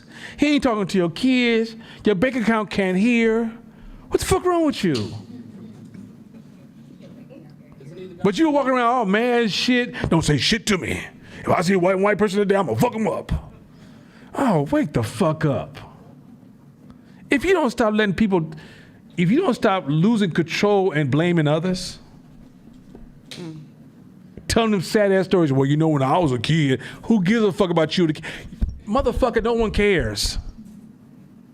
I promise you that, do me a favor. If you think your childhood means that motherfucking much, and doesn't mean you don't examine it. Let's put this in context, because you should examine it to understand where you are. But some of you motherfuckers praise it, and you use it to justify where you are. I want you to go to a big negotiation or go to a lawyer and tell him to see if he can get some money off your mortgage because when you were a kid, and see what the fuck it looks in his face. What the fuck are you saying? Can you pay the note or fucking not? I want you to go buy a car and the shit broke down and call the dealer a brand new luxury car and the shit breaks down. You say, hey man, I just brought this Benz. This motherfucker won't start. And the owner of the dealership says, look man, when I was a child, man, I didn't have much money. I want to see what your face fucking does. But many of us try to continue, I got attitude. I'm known for my attitude because when I was younger, would you shut the fuck up and grow the fuck up? Real talk. Because in the end, you constantly give up your power. That's where I'm going. I'm not trying to submit you to my standard of you getting on my fucking nerves, because you are, but that's a separate issue. It's what you're doing to yourself is the fucking issue. Then you go out and do all this impulsive purchasing, don't watch your numbers, pay high-ass interest rates, fuck up your credit, make all these dumbass financial moves, and now you over here talking about, as a sister in the hood that understands the oppression of life, I don't permit no man, no woman, nobody to, you fucking broke. Shut your broke ass up. That's real talk. I don't know what you guys have ever been through this. I'm thinking there might be somebody can testify to this. You broke. And then all of a sudden you get money. And all of a sudden your self-esteem go along with it. Come on, somebody. I know somebody got something to talk to me about. You're in a relationship and the one mate pays all the bill, your broke ass has to sit there and ask for $1 or $2 every once in a while. And all of a sudden you get some money and you can be equal. And all of a sudden the relationship feels better. Come on, tell me something. Tell me the truth now. You used to look at white people when you got up in the morning and walk to the store, and now you got money, you feel so sorry for them. Talk to me. You see how this shit changed? Stop it, you do that. don't you edge your own. You see where I'm going with this? you see where I'm going with this? Like when you start doing better in life, you feel better in life. Stop asking for the world to be your soft cushion, straight jacket, comfort space. Because I say straight jacket because you're crazy as fuck if you think the world going just for you.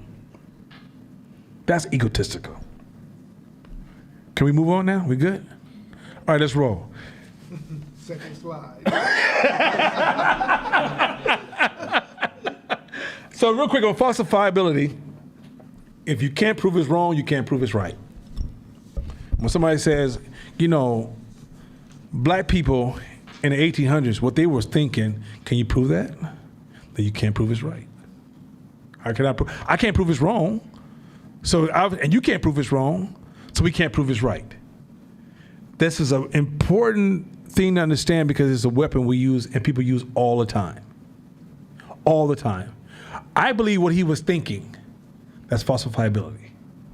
Next slide. Keep rolling, because I'm going to get to something else that's way deeper than that. Keep going. Next one. Shabisha.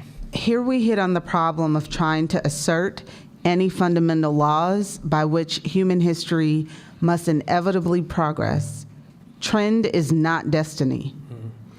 Even if we can derive and understand certain laws of human biological nature, the trends of history itself are dependent on conditions, and conditions change.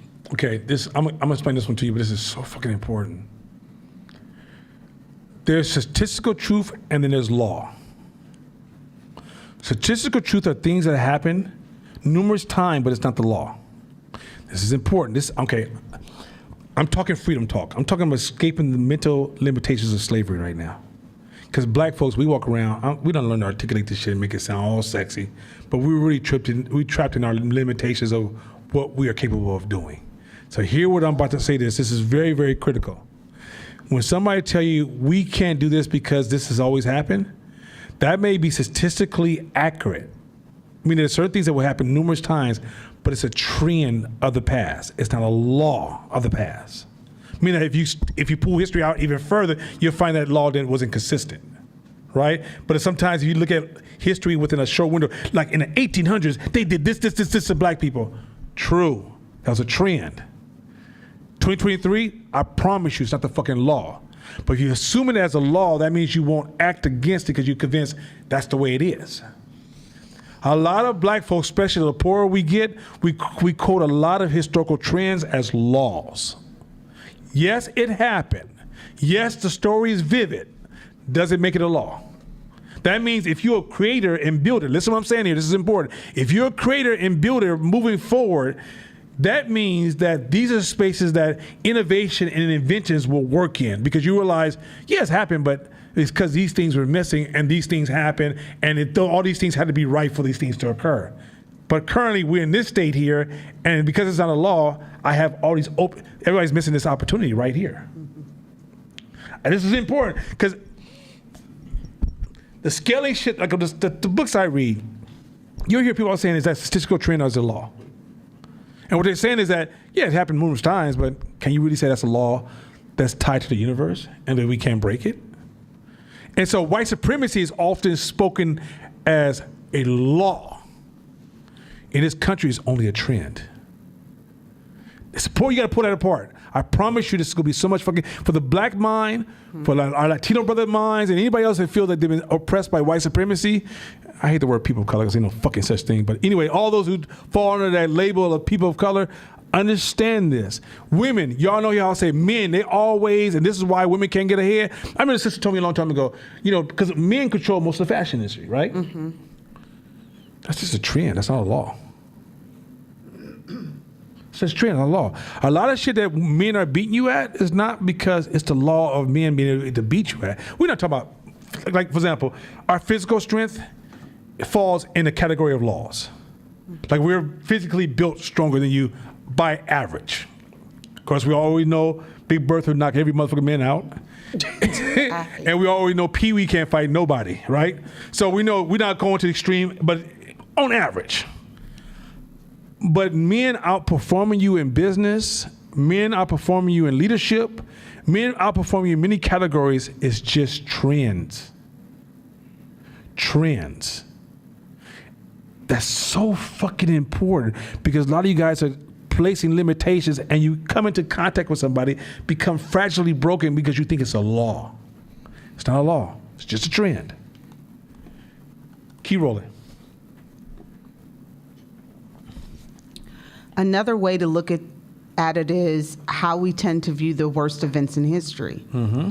We tend to assume that the worst that has happened is the worst that can happen, This is so important. and then prepare for that. We forget that the worst. Forget. Okay, so let me explain this real quick, because this is, some of y'all come in the middle class. This is critical. When you're running your business, never assume the worst thing that ever happens is COVID. America can come in, war can happen, nuclear war can happen. We don't know what the worst is. When you, this is really a finance point, whether you know it or not. When money's coming into your business, don't have this idea of my safety net should stop right here because it's the worst that can happen.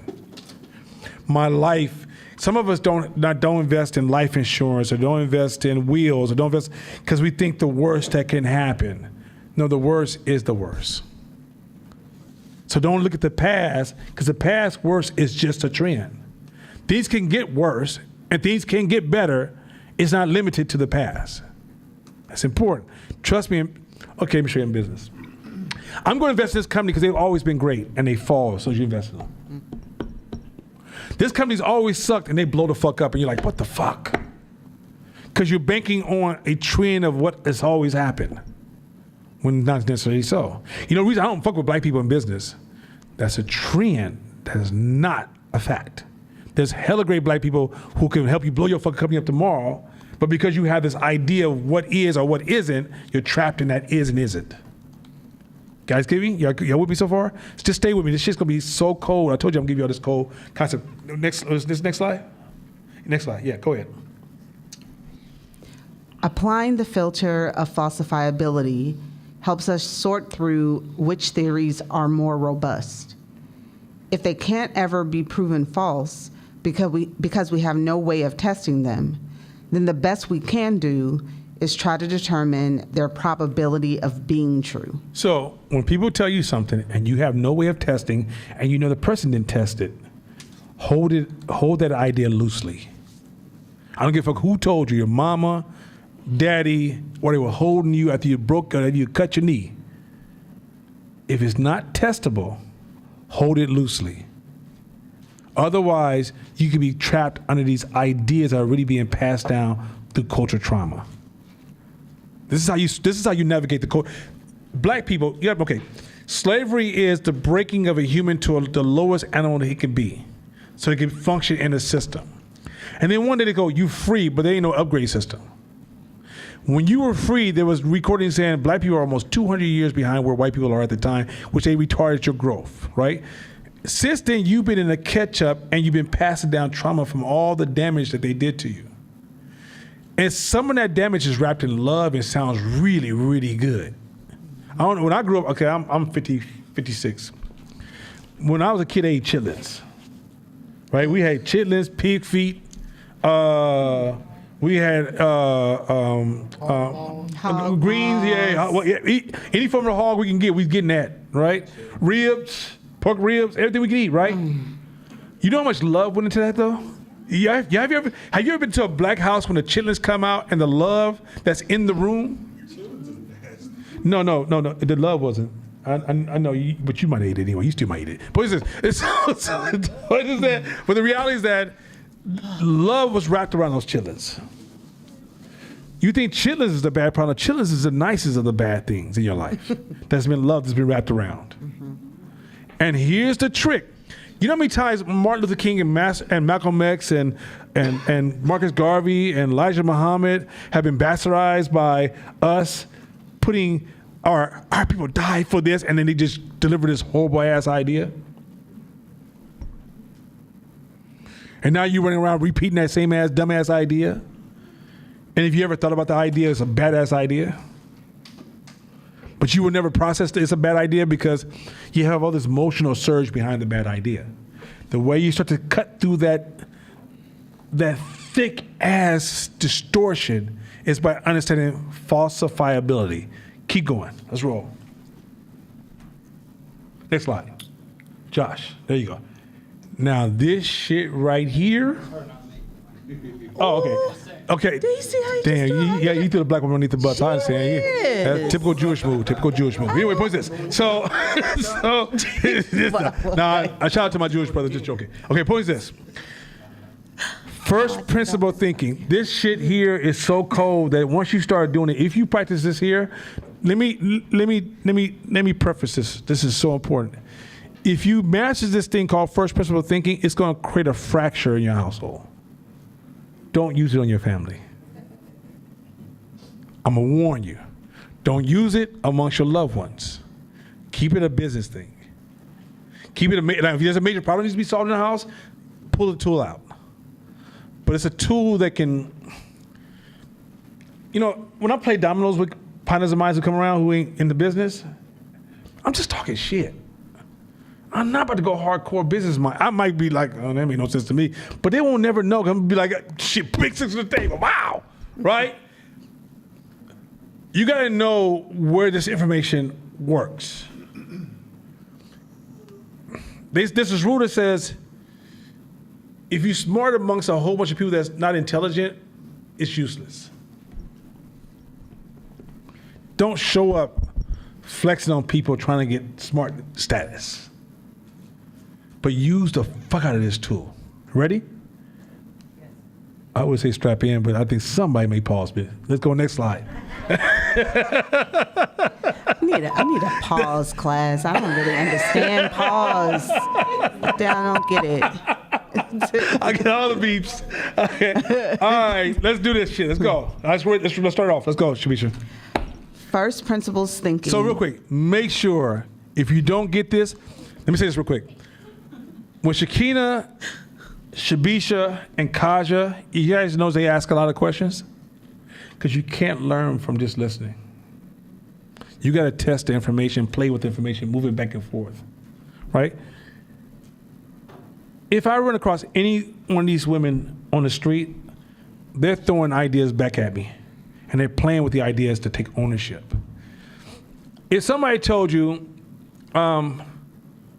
if a human being gets angry, always understand that it may be the situation that's greater than the behavior they're displaying in front of you. You say, okay, got that. That sounds, got that. Situation, you want to attribute the situation over their personal character. Got it. Your loved one hollers at you, and the first thing you're like, why are you hollering at me? Your brain doesn't even run to that first, even though you learned it in class. You may have been repeating it all day long, but once you get hit in the mouth with it, you go straight back to the windmill. Shakina, Kaja, and Shabisha is trying to become some Floyd Mayweathers up in this motherfucker. You ain't about to touch them pretty faces. You understand me? They are constantly sparring. So y'all see like, man, she's always asking questions. Y'all do understand Shakina got a business, right? You know Shakina ain't got inheritance money, right? She knows if she fuck up, she's fucked up. Right? So she's in class, in this motherfucker trying to climb. She's looking down every day like, oh, hell to the no. I'm climbing this motherfucker. Some of y'all are like, ooh, ladder. I'm gonna go back down and try it again. Like, this shit, if you understand your fucking survival, push back. Some of these concepts I provided for you guys seem so light until you put them in the real world, you realize, oh my God, this shit is nuclear. But if you haven't put it in the real world and you just hear it through just rational thinking, it sounds like, oh, that's a nice idea. That sounds great. And then one day you wake up, you're like, I made $200,000 from maintaining that position around that idea. This shit was fucking amazing. This shit right here, this is freedom. I'm about to give you the formula of how to get free. How to get free. Let's do it again. Start from the top. First principles thinking is one of the best ways to reverse engineer complicated situations and unleash creative possibilities. Read that one more motherfucking time. First principles thinking is one of the best ways to reverse engineer. Wait. You did just say reverse engineer? Yes. Reverse engineer, right? I did. Engineer what? Reverse engineer what? Complicated situations. No, complicated situations? On the astral plane. Is oppression complicated or not? Is some of y'all personal life complicated or not? Is running a business complicated or not? Is your goddamn teenager complicated or not? Let's go. And unleash creative possibility. Sometimes called reasoning from first principles. It's a tool to help clarify complicated problems by separating the underlying ideas or facts from any assumptions based on them. Keep going. What remain are the essentials. If you know the first principles of something, you can build the rest of your knowledge around them to produce something new. Y'all have no idea how assumptions destroy all of your positive, brilliant efforts. You have no idea how assumptions destroys your intelligent mind, your intelligent life. No, you don't have no idea how much assumptions destroy your personal intent. Assumptions is the most subtle destroyer of good thinking. You can be serious. We talked about being serious a couple weeks ago. You can actually have access to resources. You can have relationships. But subtle assumptions is destroying all of your strategies. You can be busting your ass every day and can't get ahead because of invisible assumptions. And no one's ever told you, yo, you're going to have to learn how to separate your assumptions from what you know. And and some of y'all may realize when you start to separate your assumptions from what you know, you realize you didn't even know nothing. It was all assumptions. You didn't know nothing. So you had no reason to read. You had no reason to practice. You had no reason to study. You had no reason to ask for help. You had no reason to go get some training because you had no reason to invest some money. You had no reason to hire a professional because your assumptions got the game fucked up. You think people hating on you. You think people don't want to fuck with you. You think that no, the world's working against you. You think white men don't want to fuck with you in corporate America. You think black men ain't got your back because you had nothing but motherfucking assumptions. This shit's gonna be so cold. Next slide. First principles thinking doesn't have to be quite so grand. So here's the cold part. A lot of us think big shit requires big moves. In business, small stuff can be just as powerful as big stuff. A lot of times, simple ways of thinking about things is more powerful than complex ways of thinking about things. First principle thinking has the power of building a rocket ship, but it's like thinking about building blocks. It's that fucking simple. Let's keep going. When we do it, we aren't necessarily looking for absolute truths. So real quick, perfectionism is gonna fuck with you. So when you start doing this for the first time, you're gonna try to be perfect. Look, you remember the phrase, don't get high off your own supply? Mm-hmm. Don't act like all y'all went to church. A lot of times when you teach children, you teach them to get A's. But when you move through life, you're moving to get C's. Which is, again, that you ain't got time to get A's in real life. A means you're moving too slow. You got to get some C's. So a lot of times when you're doing first principle thinking, you want to get the best possible decision, the best hypothesis. You don't want to work towards absolute perfection because first principle thinking will cause you to stall out if you start working towards perfection. Go.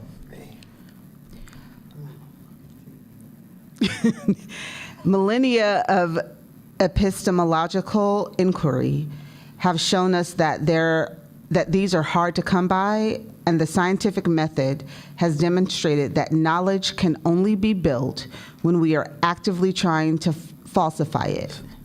Keep going. Rather, which we just coming up through is falsifiability. Rick, keep going. Rather, first principles thinking identifies the elements that are, in the context of any given situation, non-reducible. So,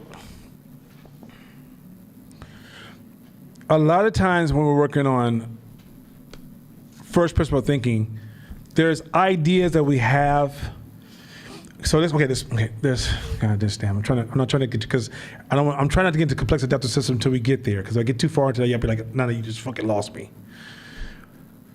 A lot of times, reductionism is when you look at something, you reduce it down to the most common denominator. Like saying, hey, if this happened on this level, then if you expand it, it probably happens on a grander level, right?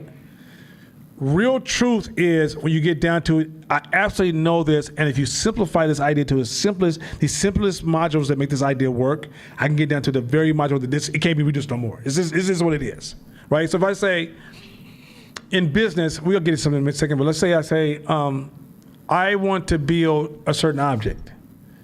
You got to first know what does this take for this object to actually work? What is this object? Where does these resources come from? If you don't deal with the basic assumptions that surround whatever you're working on, then what happens is you fill that space with so many assumptions, the assumptions creates a sense of comfort. That comfort removes a sense of uncertainty, because your brain does this thing where it says, I hate uncertainty, I hate not knowing. So your brain starts to fill it in all this false shit, right? And then you think, oh, I have this knowledge, because then you develop the language to speak so well. This is what kills a lot of professors at college. A lot of professors at college, they can articulate a lot of shit really, really well, but they got so many assumptions because they never did the fucking work. Once you get in the field, you realize, oh, that doesn't really work like that. When I was working at the university this weekend, they said, one of the greatest flaws of a lot of professors, they go through the school system, they become accredited, they become educators, and they never have an opportunity to interact with the real world. So all they're doing is pushing theory everywhere. So a lot of you guys are moving through your life with all this theory, and you're missing out on opportunities to develop actual wisdom. Well, that's okay in some cases, but when it's time to make those critical decisions, you make these assumptions. Like, think about how many people bought their first house. It was all assumptions. All assumptions. When you had your first child, all assumptions. Your first marriage, first boyfriend that gave you the baby, whatever, well, shit, I ain't gonna judge you. Assumptions. Right? That's critical. When you're making critical decisions and you're able to break it down to, you gain your ownership back. Keep rolling. Next one. First principles do not provide a checklist of things that will always be true. There you go. Our knowledge of first principles changes as we understand more. So when you're doing first principle thinking, if you don't practice learning, it's almost like you're a dumbass thinker. You can become a dumbass thinker because you're not updating your insights to enhance your ability to break things down. Your method of breaking things down right, but even in that space, you still don't know certain things, or your understanding of certain things that you think is a fact. It's only a fact based upon your exposure of where you are. It sounds really complex, but I'm going to simplify it at some point. Keep going. They are the foundation on which we must build, and thus will be different in every situation. But the more we know, the more we can challenge. Let me give you all some more insight of, so Scripps College is on a level of like Stanford College. It's on a level of some of the top universities in the nation. I'm this black kid with a behavior science company debating directly the president of the school who has a PhD in psychology. Everybody in the room had high degrees. There was a white male who don't know shit about the black culture. He's just about business. Highly educated. I got a degree from Casamont. A high school degree. You understand me? No, I'm not exaggerating. I practiced an hour and a half of reading for the last, now 18 years. A day.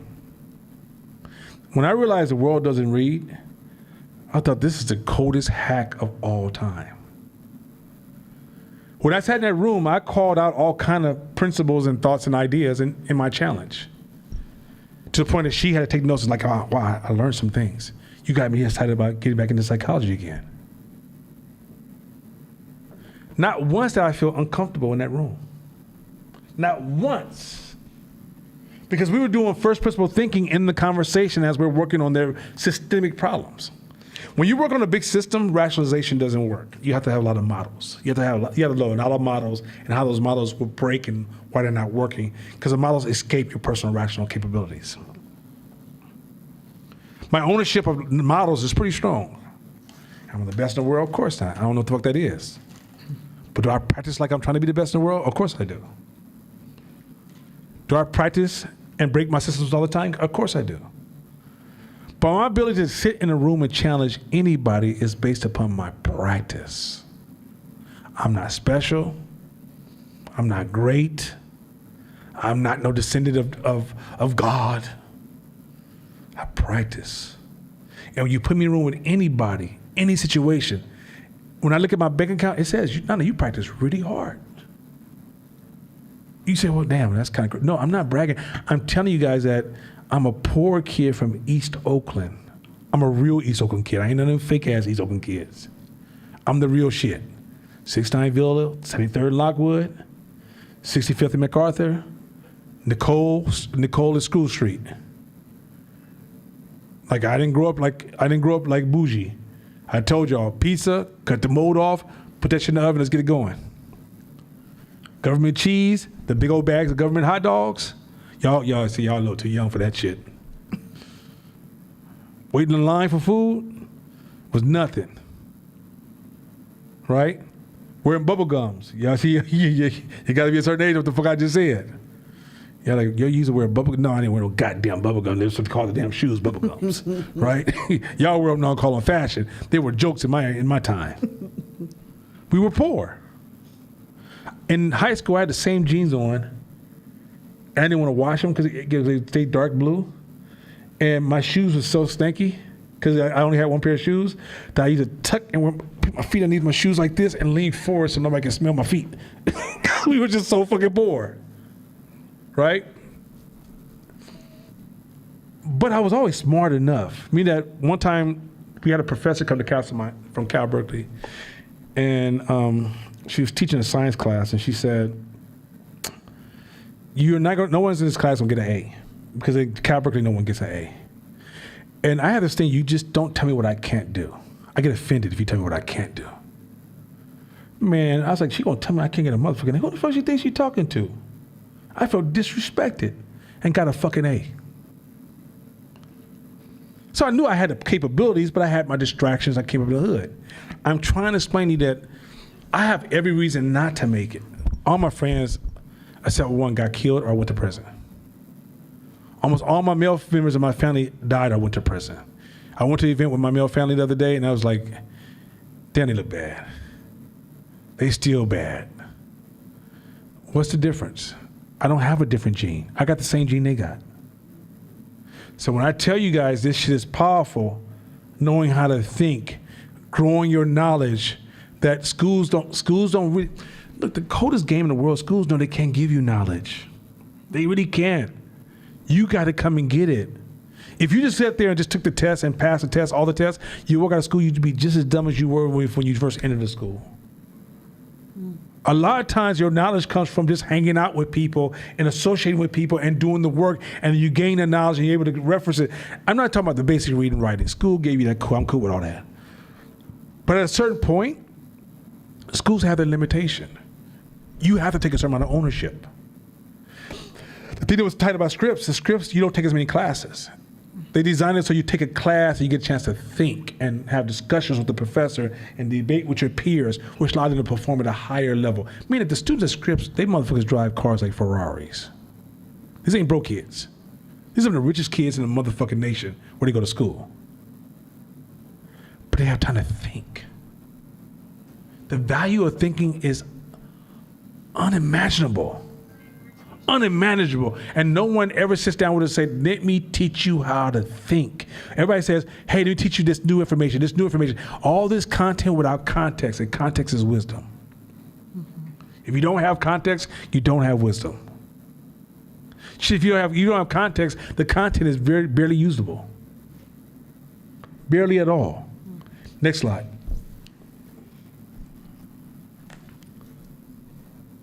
Go ahead, Shamisha. Did I skip too far? Okay, sorry about that.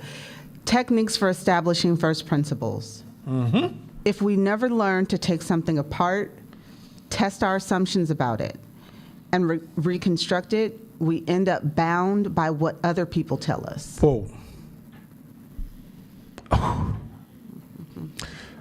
Oppression requires, so for oppression to work, here's a rule of oppression, or systemic racism. For oppression to work, both parties must participate in the oppression. Is that fucked up? Oppression can't work if we don't participate. Now, it's not our fault, because slavery really did a number. Like, y'all don't even try to use your imagination. It's beyond your imagination. It did a number on our people. Like, those that lasted to that shit, man, it's amazing fucking human beings. So this is by no means, if anything, I get emotional when I think about what the fuck they went through, right? But read that sentence one more time. If we never learn to take something apart, test our assumptions about it, and reconstruct it, we end up bound by what other people tell us.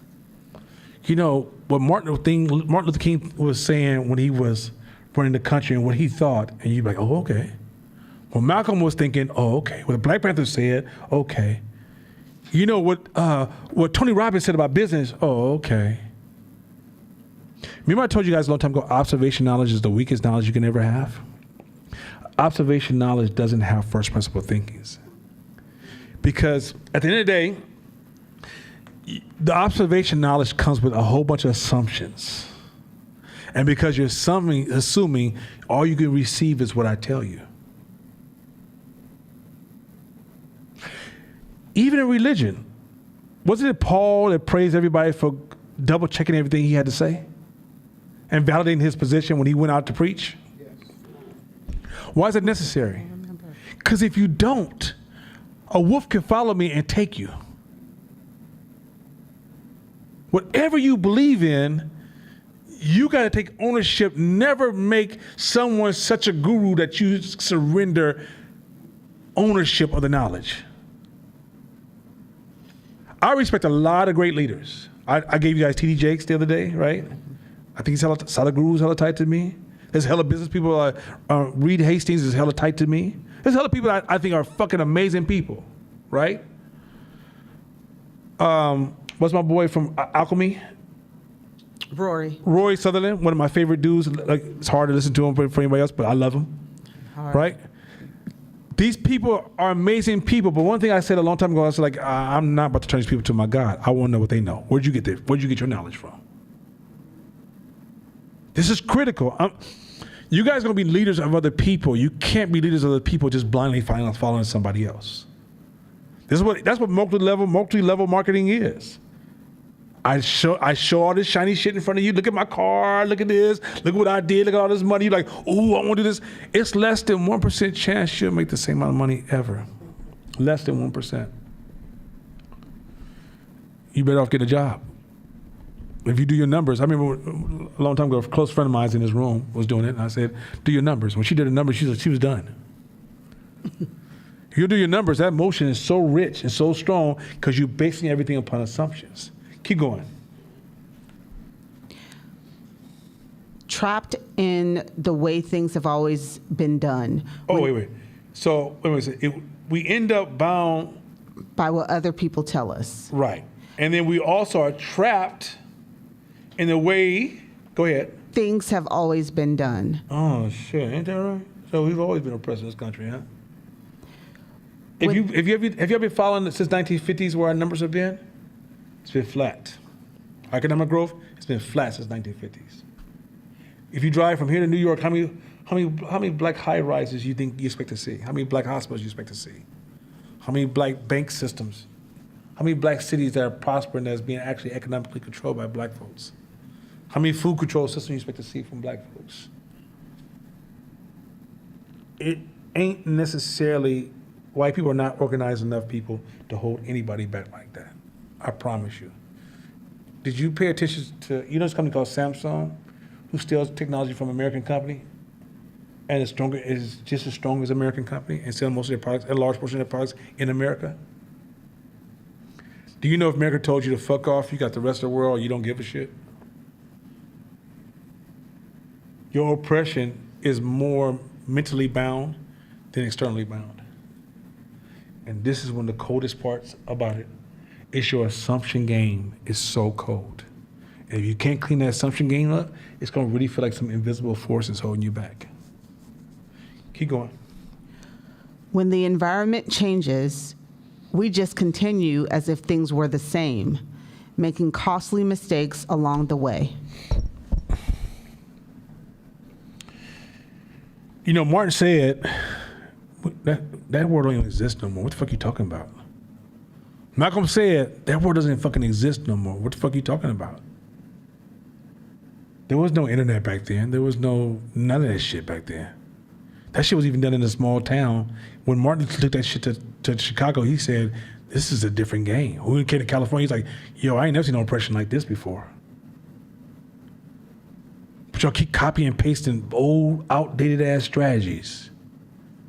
You know, I work hard. You just gotta work twice as hard to get half as much. If you don't kill that toxic ass slavery thought, as soon as you say you should start singing Nobody Knows the Trouble I See, because that's what the fuck you sound like to me.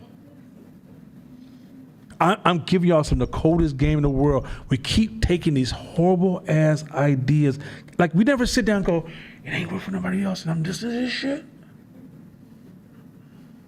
Every rapper just copies and pastes the next rapper, and then they talk about how the company beat them. Oh, this fucking company.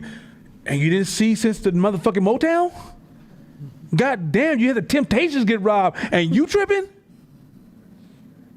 I just want y'all to trip on that shit for a minute. I'm sure you have first principle thinking is not baked into our culture. We're watching the same shit. You date homeboy in his Timberlands and you wonder why he went to the store and never came back, and he only sends you $200 a month for this $10,000 a month, baby. And you acting like the shit is new and you need a reason to gossip to your friends, and we all should be like, I can't believe that happened. Motherfucker, please. First principle thinking says, this kind of happens. The same shit. And no one's ever taught us, like, hey, it's okay if you're playing around, having, like, you know, you go to a bar, you order something, and it's like that's the worst drink, and you ate the worst food that day, and you just making all these impulsive. I'm not talking about that. I'm talking about critical points in your life when it's time to make a decision.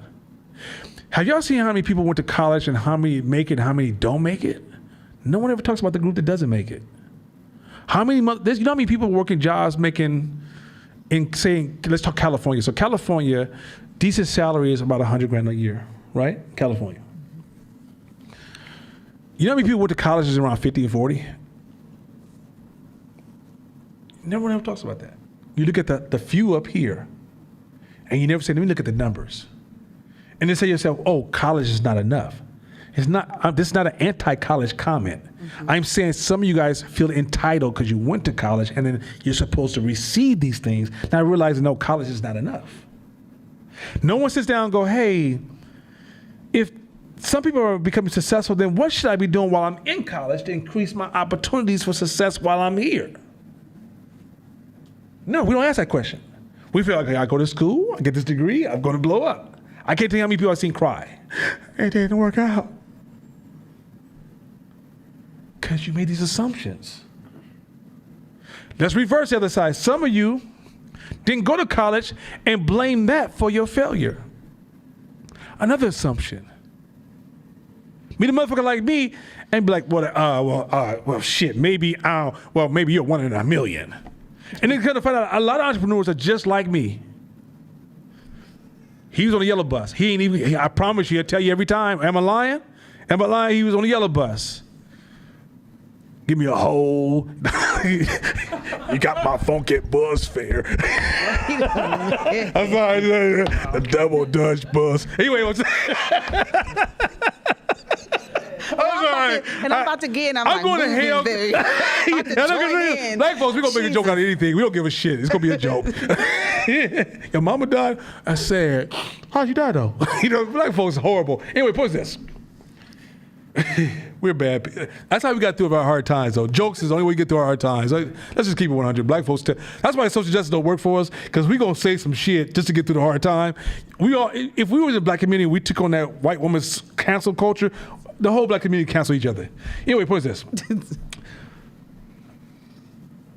All these assumptions we're making.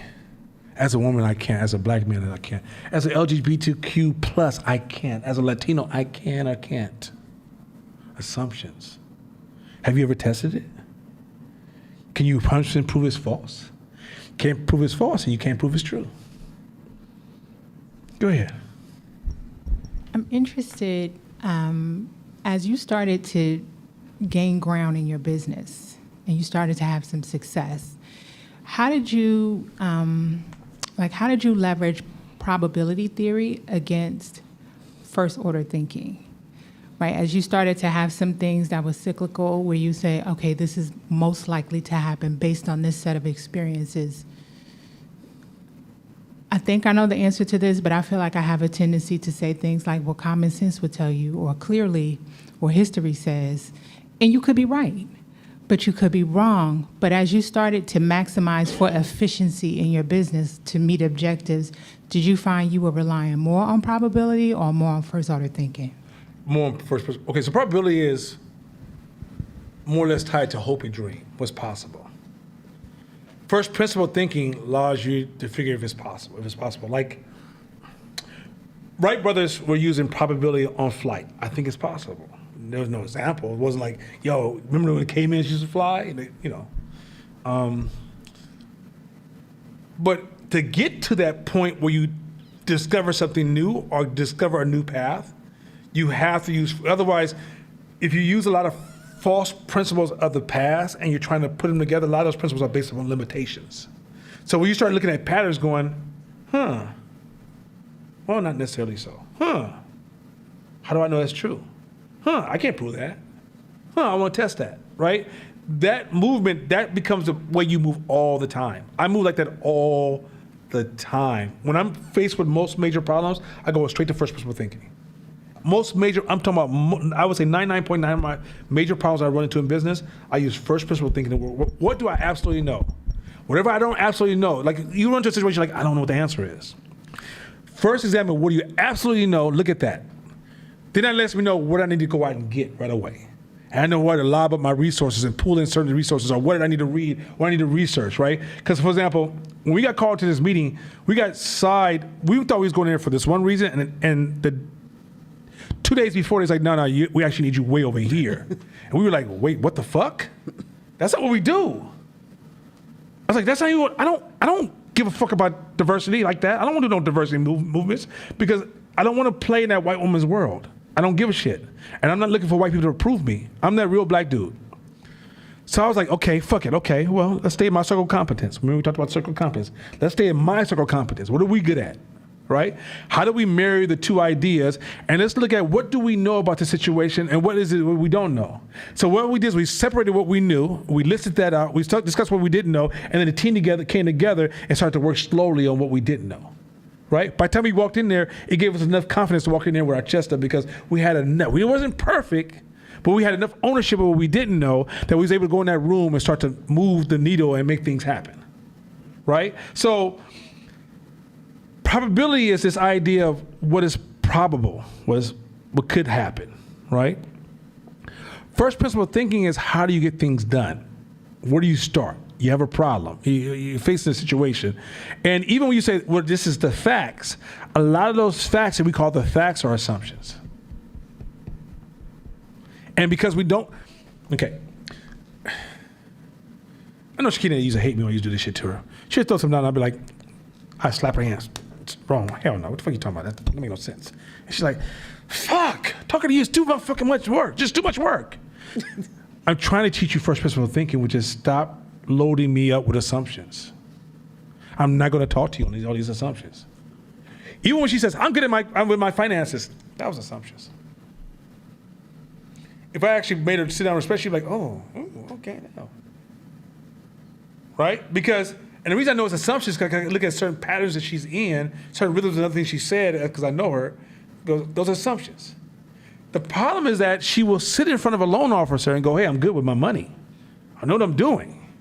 And then when the things kind of unfold over long term, she's losing, she'll think it's something wrong with the system, was a setup for her to win, when she don't realize she went into it with false assumptions. And the person that she's competing with had a level of accuracy. They may build systems where they had financial advisors or whatever to help them be very accurate in their movement.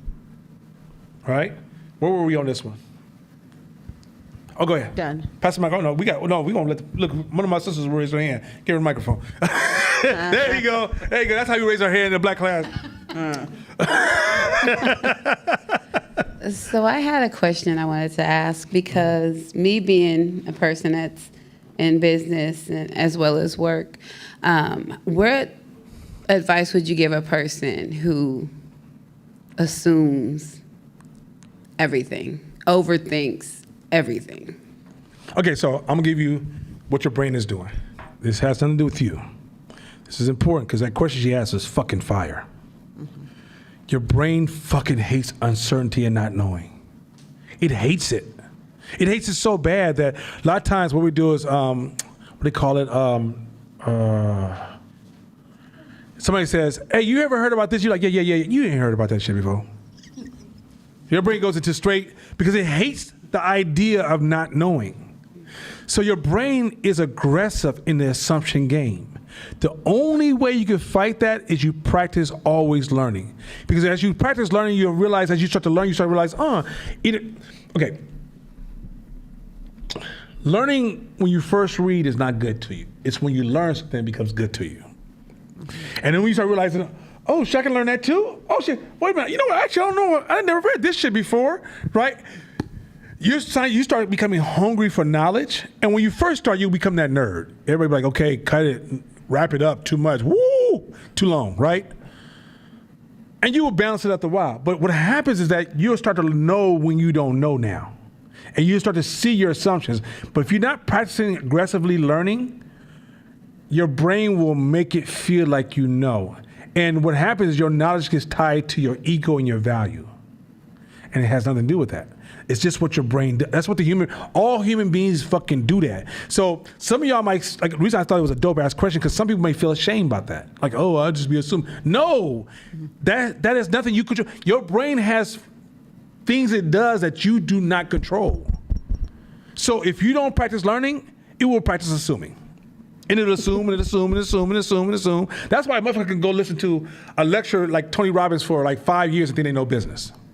They full of assumptions. They ain't never did shit. Once you get out there, you realize, oh, shit.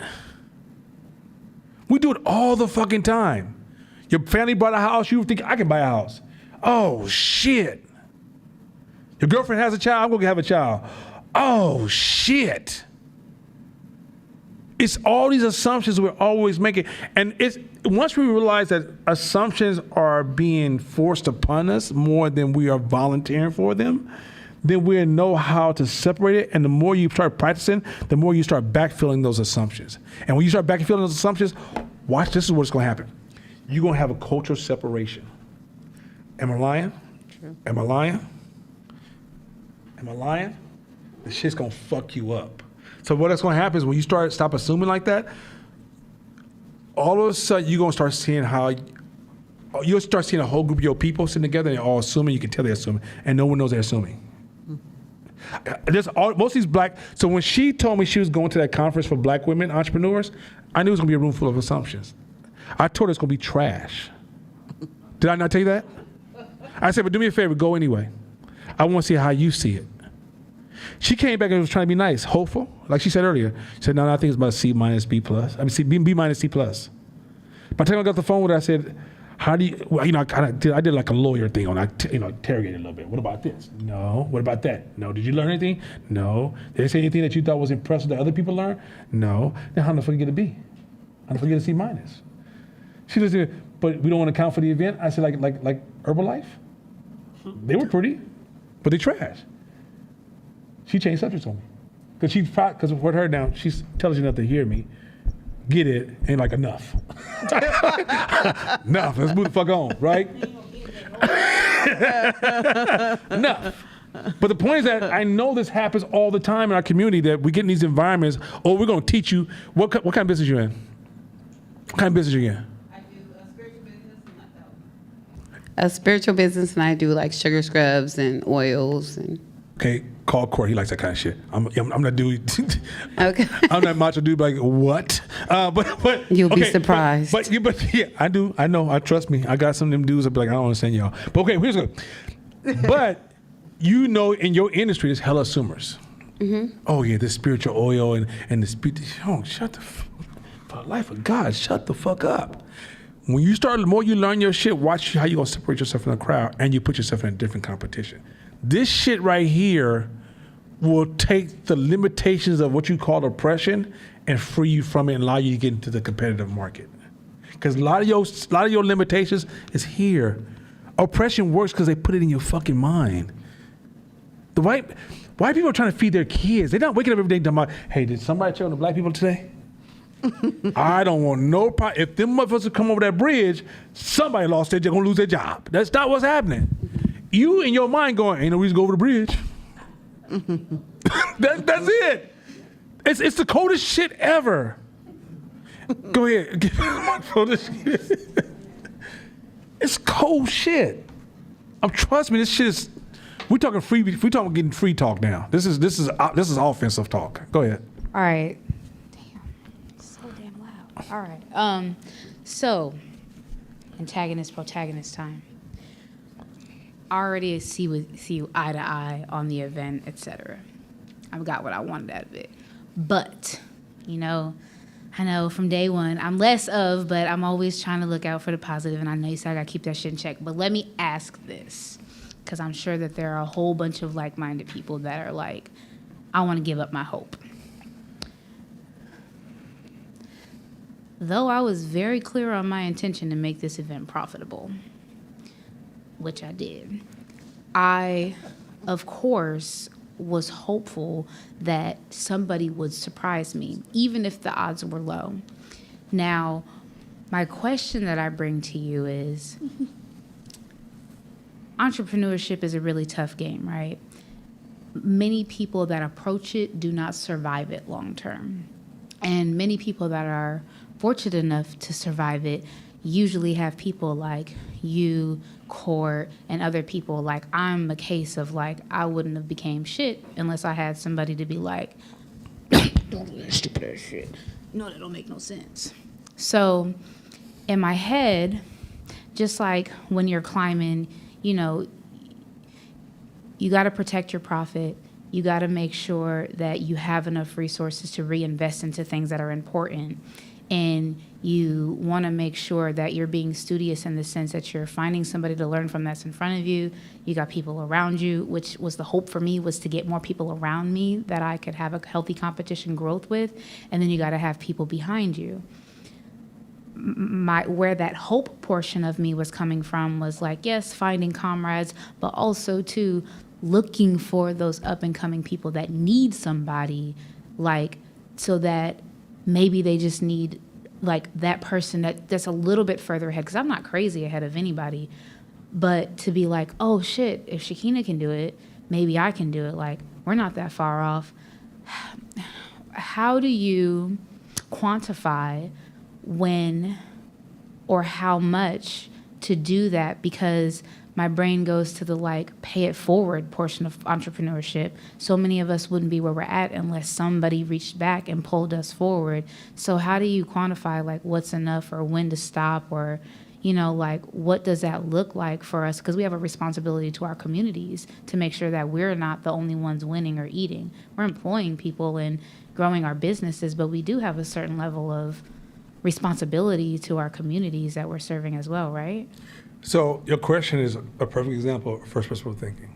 If we had to solve that problem right now, there's so many assumptions you're integrated into that situation, because there's so many rules that you don't get to change.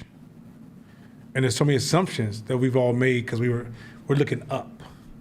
Like those who build stuff, they really learn, the mailroom assumes all these rules that the people the CEO knows doesn't exist.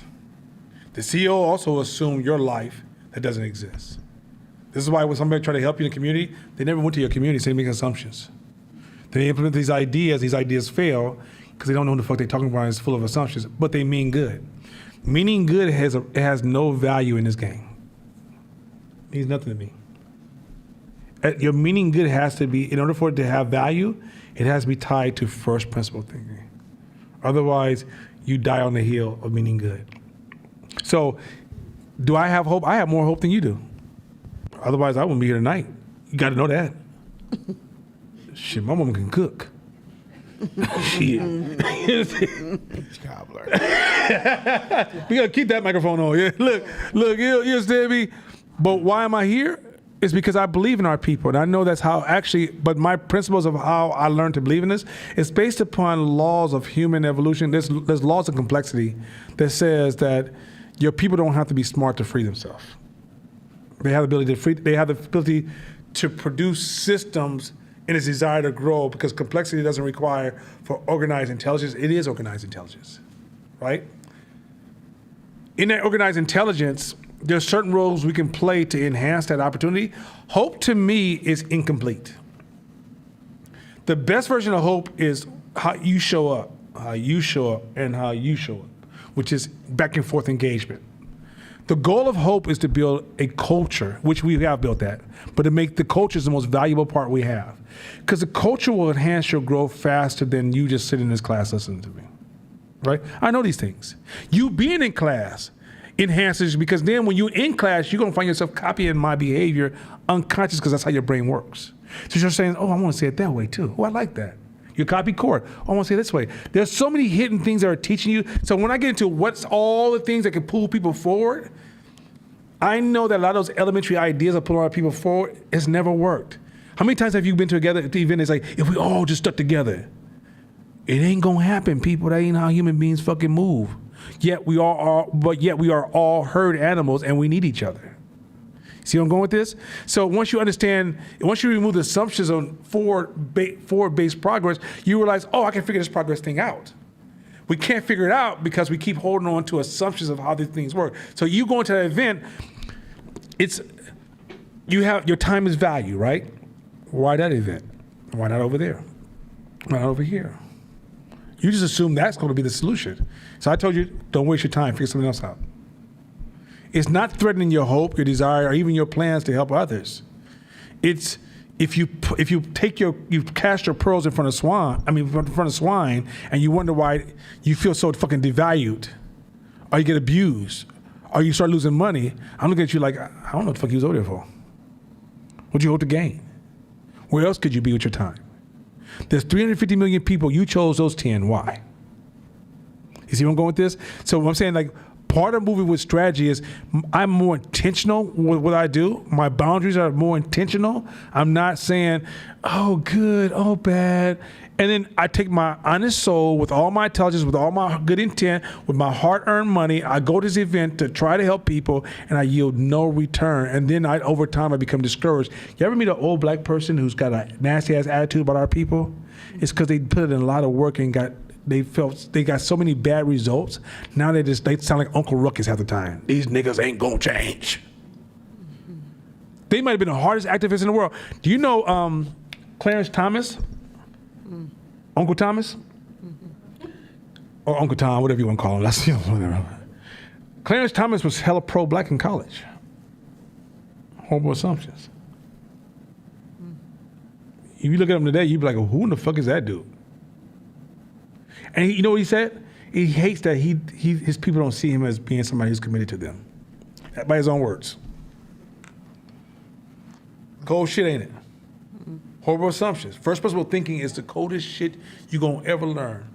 Let's hit it real quick, because I want to hit just couple. Did we finish that slide?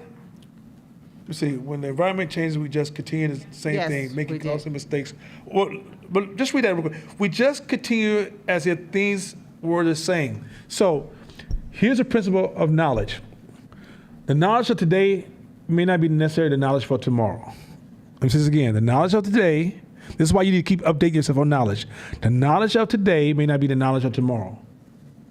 So if you continue to lock in on the knowledge you have and things around you keep changing, now you're assuming that knowledge is still valuable. You see what I just said with that? Knowledge has to be constantly updated. Never build emotional pride on the knowledge you have. Be willing to dump whatever the fuck you believe in at any fucking time, because you don't control the universe. Don't let your ego tell you, no, I'm right. That's egotistical.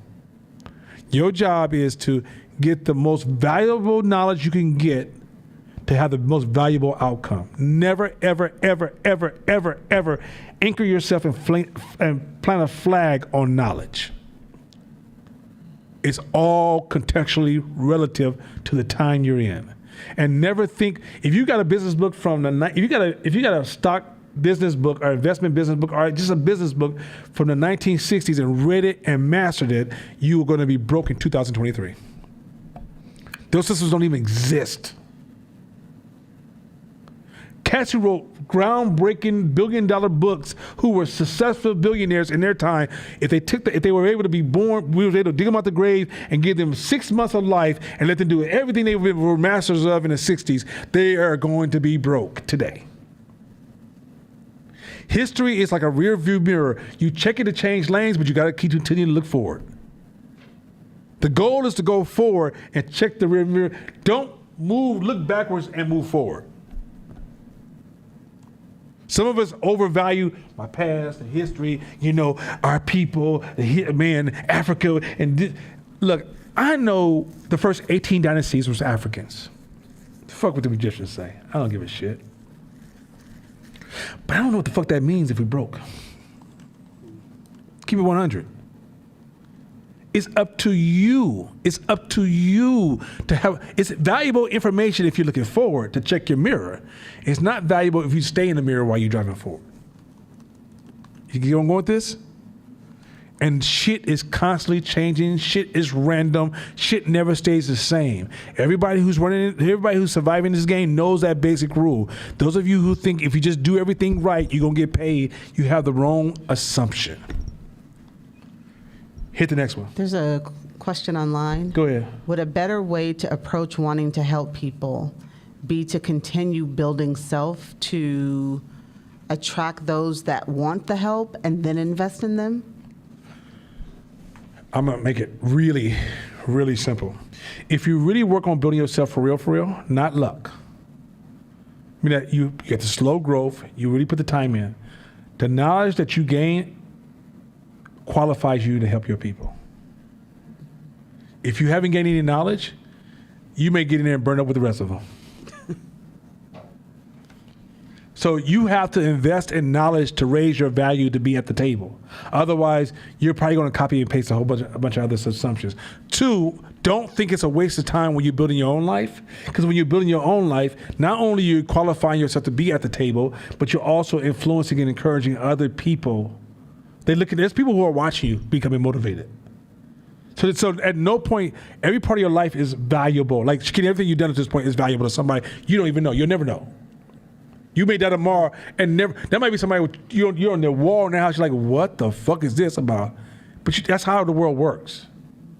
But the growth that you go through will qualify you because you will learn systems and how things work. And now when you sit at the table, you'll be able to say, no, I'm not doing that. This is a better idea. But you won't be able to do that. This thing called satisficing. It's when you're in a meeting with a group of people and somebody says an idea that sounds really charismatic and then everybody kind of stops the meeting and goes in that one direction. That's called satisficing, right? And the reason most people satisfice is because they don't own enough knowledge to say, that sounds good, but that's probably not a good hypothesis. Let's stay over here. Or that sounds good and it's possible, but it's not absolute. So let's raise up 2 other hypotheses and let's look at the 3 hypotheses and examine. So the first one motivated us, but let's find 2 more, and we might actually find the weakest one is the one that actually wins the discussion, right? But when you don't have knowledge, you're going to become victim of charisma, overthinking. The most charismatic person will move the system. Next one. Did we do the next one? Yeah, next one. Some of us are naturally skeptical of what we're told. Good. Maybe it doesn't match up to our own experiences. Maybe it's something that used to be true but isn't true anymore. And maybe we just think very differently about something. When it comes down to it, everything that is not a law of nature is just a shared belief. Stop. The NBA. It's not a law. It's a shared belief. Marriage. Not a law. Shared belief. You be successful. Not a law. Shared belief. Education, not a law, shared belief. Family, as you know it, not a law, shared belief. Credit, not a law, shared belief. United States, not a law, shared belief. Corporate America, Google, not a law, shared belief. Oppression, not a law, shared belief. You see where I'm going with this? A lot of things that you see happening around you that really make money. Hip hop, not a law, shared belief. 50 years of hip hop. 50, come on, y'all killing me. Not a law, shared belief. Gangsterism, not a law, shared belief. Pimping and macking, not a law, shared belief. Strippers as strokers, not a law, happy beliefs. You understand me? Hey, look here, I ain't right.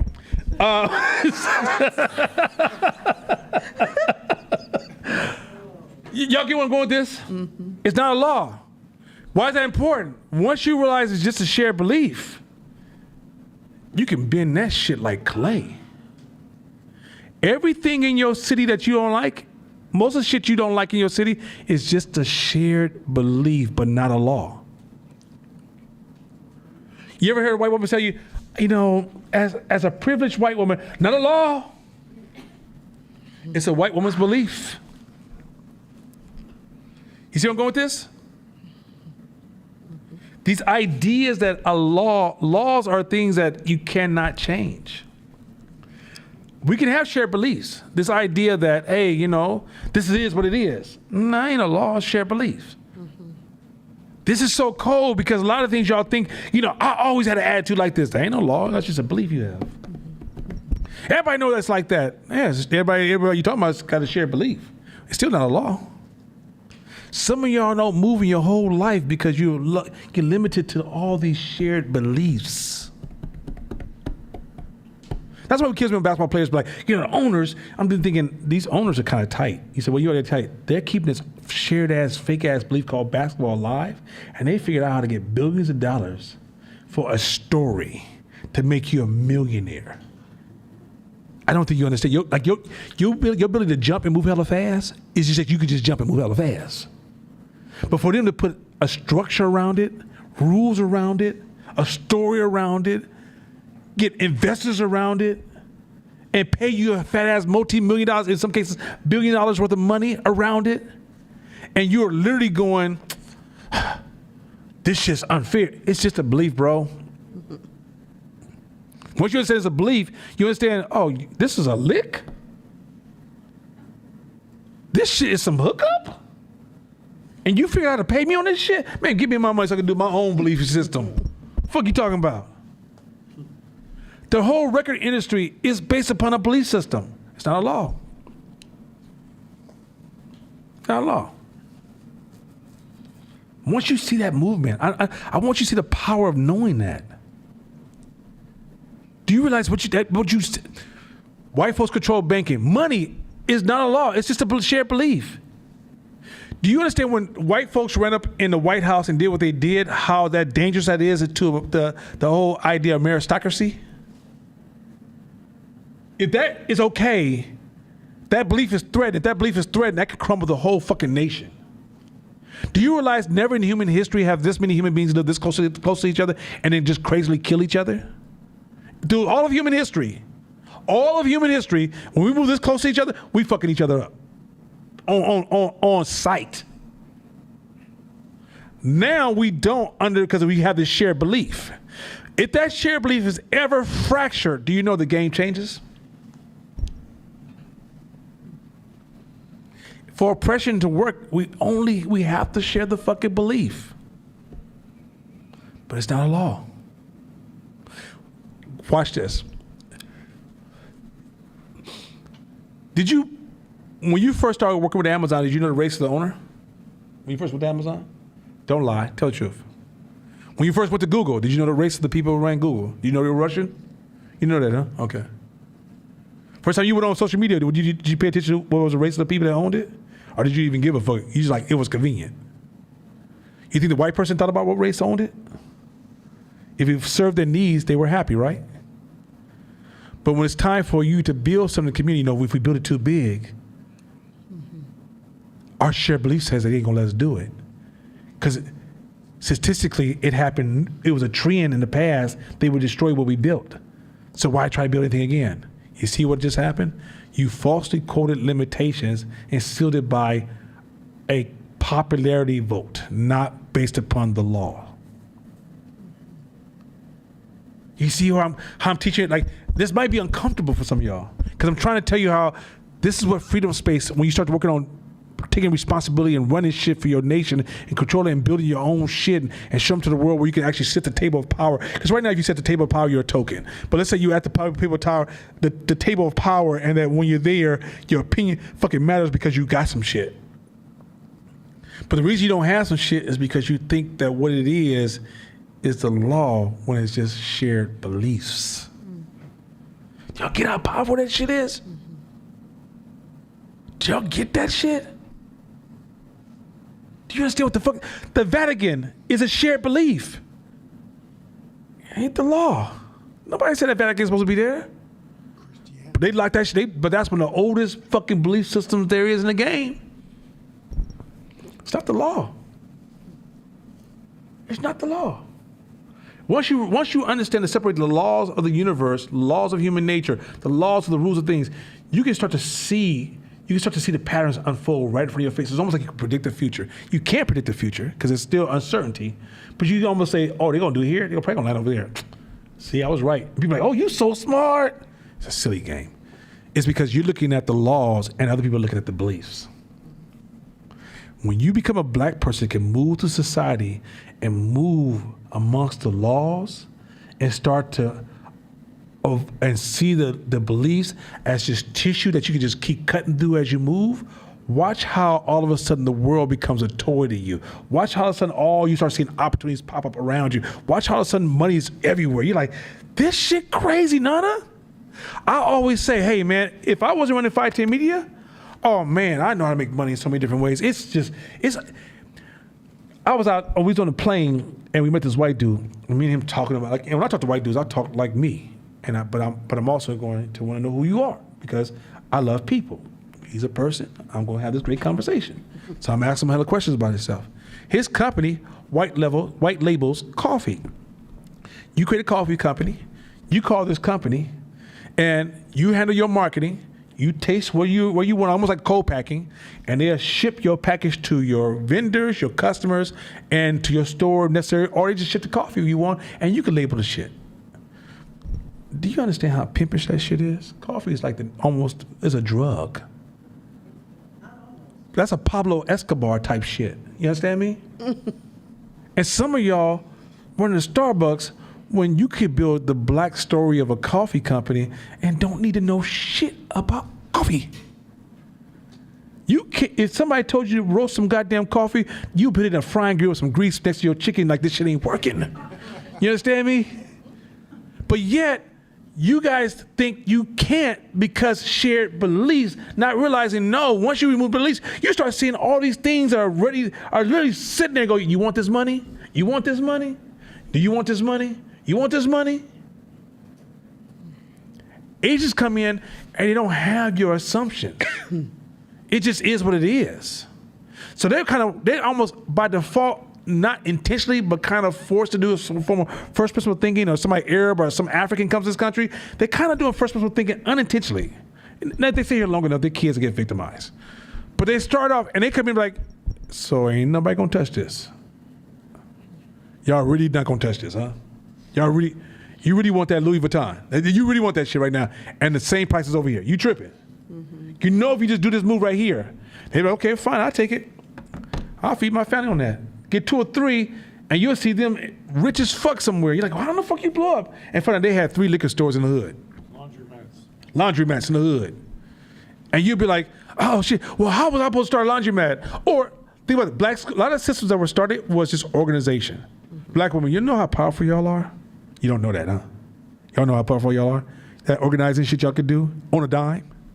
You know how much money you can make off that shit? You know y'all could create a black school tomorrow if y'all wanted to. Yo, girl, look, I got the kids on Monday, you got the kids on Tuesday. All we gotta do is just, look, I need just this much money. You can give me $800 a piece. Okay, I can cover that here. You do this. Before you know, like, we starting a school? What the fuck?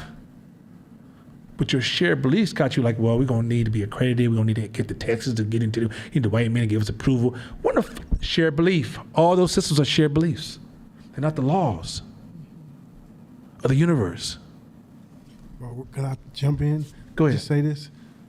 The guy who does some construction in my new office, Mexican guy, he sometimes stands outside of Home Depot if there's no work. His wife also sits in the parking lot at Home Depot. She sells tamales and pupusas. Together they make about 11 G's a month. You ever see those watermelon trucks? Each truck, there's 20 trucks in each city. I think he said $2,500 a week. The truck profits, not makes. The owner gets so that he pays them. He buys his old truck, drops the watermelons in, and the same watermelons y'all been buying all this motherfucking time, and assuming the only person can give you a watermelon is the grocery store. Assumption. It wasn't the fucking law. You could have went to that same farm and like, yo, what would it take? How many would I have to get? How many orders would it take? What's my markup to? What number can I bring that number down? Learn negotiation games. But you don't even think to learn that stuff because your brain is already given up before you start the fucking battle, because all you've seen is casualties of war all around you, historical casualties of war when you read books. White people talking about, as minorities, people of color, as a white privileged person, I need to help you. And it's just constantly shrinking what you can and cannot do for yourself. I promise you, black women, you've done it so many times in my lifetime. I've seen women, you guys organize systems like a motherfucker overnight. And once it's organized, you just grow into it through first principle thinking before you know, you organize it and you got something. And now you're able to extract resources. You create your own carriage. Carriage system is where everybody has to go through you to make some money. But you collect off of everybody who go through your system. But the reason you're not doing it, you don't know what first principle thinking. So we got more to do. Next week we'll continue because I'm giving you the introduction. This is still the introduction. We won't get into like how the fuck to do it. Right? We didn't do it. Like at some point you'll be like, okay, I feel like shit. Okay, I'm gonna let you brew on that shit. But I want you to go home and think and process. Pay attention to shit. When you hear people go, oh, I can't do this because they won't let me. I'm thinking, I don't know what that means, bro. I don't know. That's why this is how entrepreneurs talk when we talk to each other. If Court told me, I can't blow this up because they won't let me, I'm looking at him like, bro, I don't know what the fuck this means, because now you want me to just stay in this shared belief with you when my brain says, if there's a will, there's a way. Grandma taught me that shit a long time ago. But many of y'all don't move like there's a will, there's a way. Y'all way is, if white man says a way, then there's a way. If white man says no way, there ain't no way. Free your fucking mind, free your fucking body. With that being said, as they say in Russia, I'll see you next fucking week.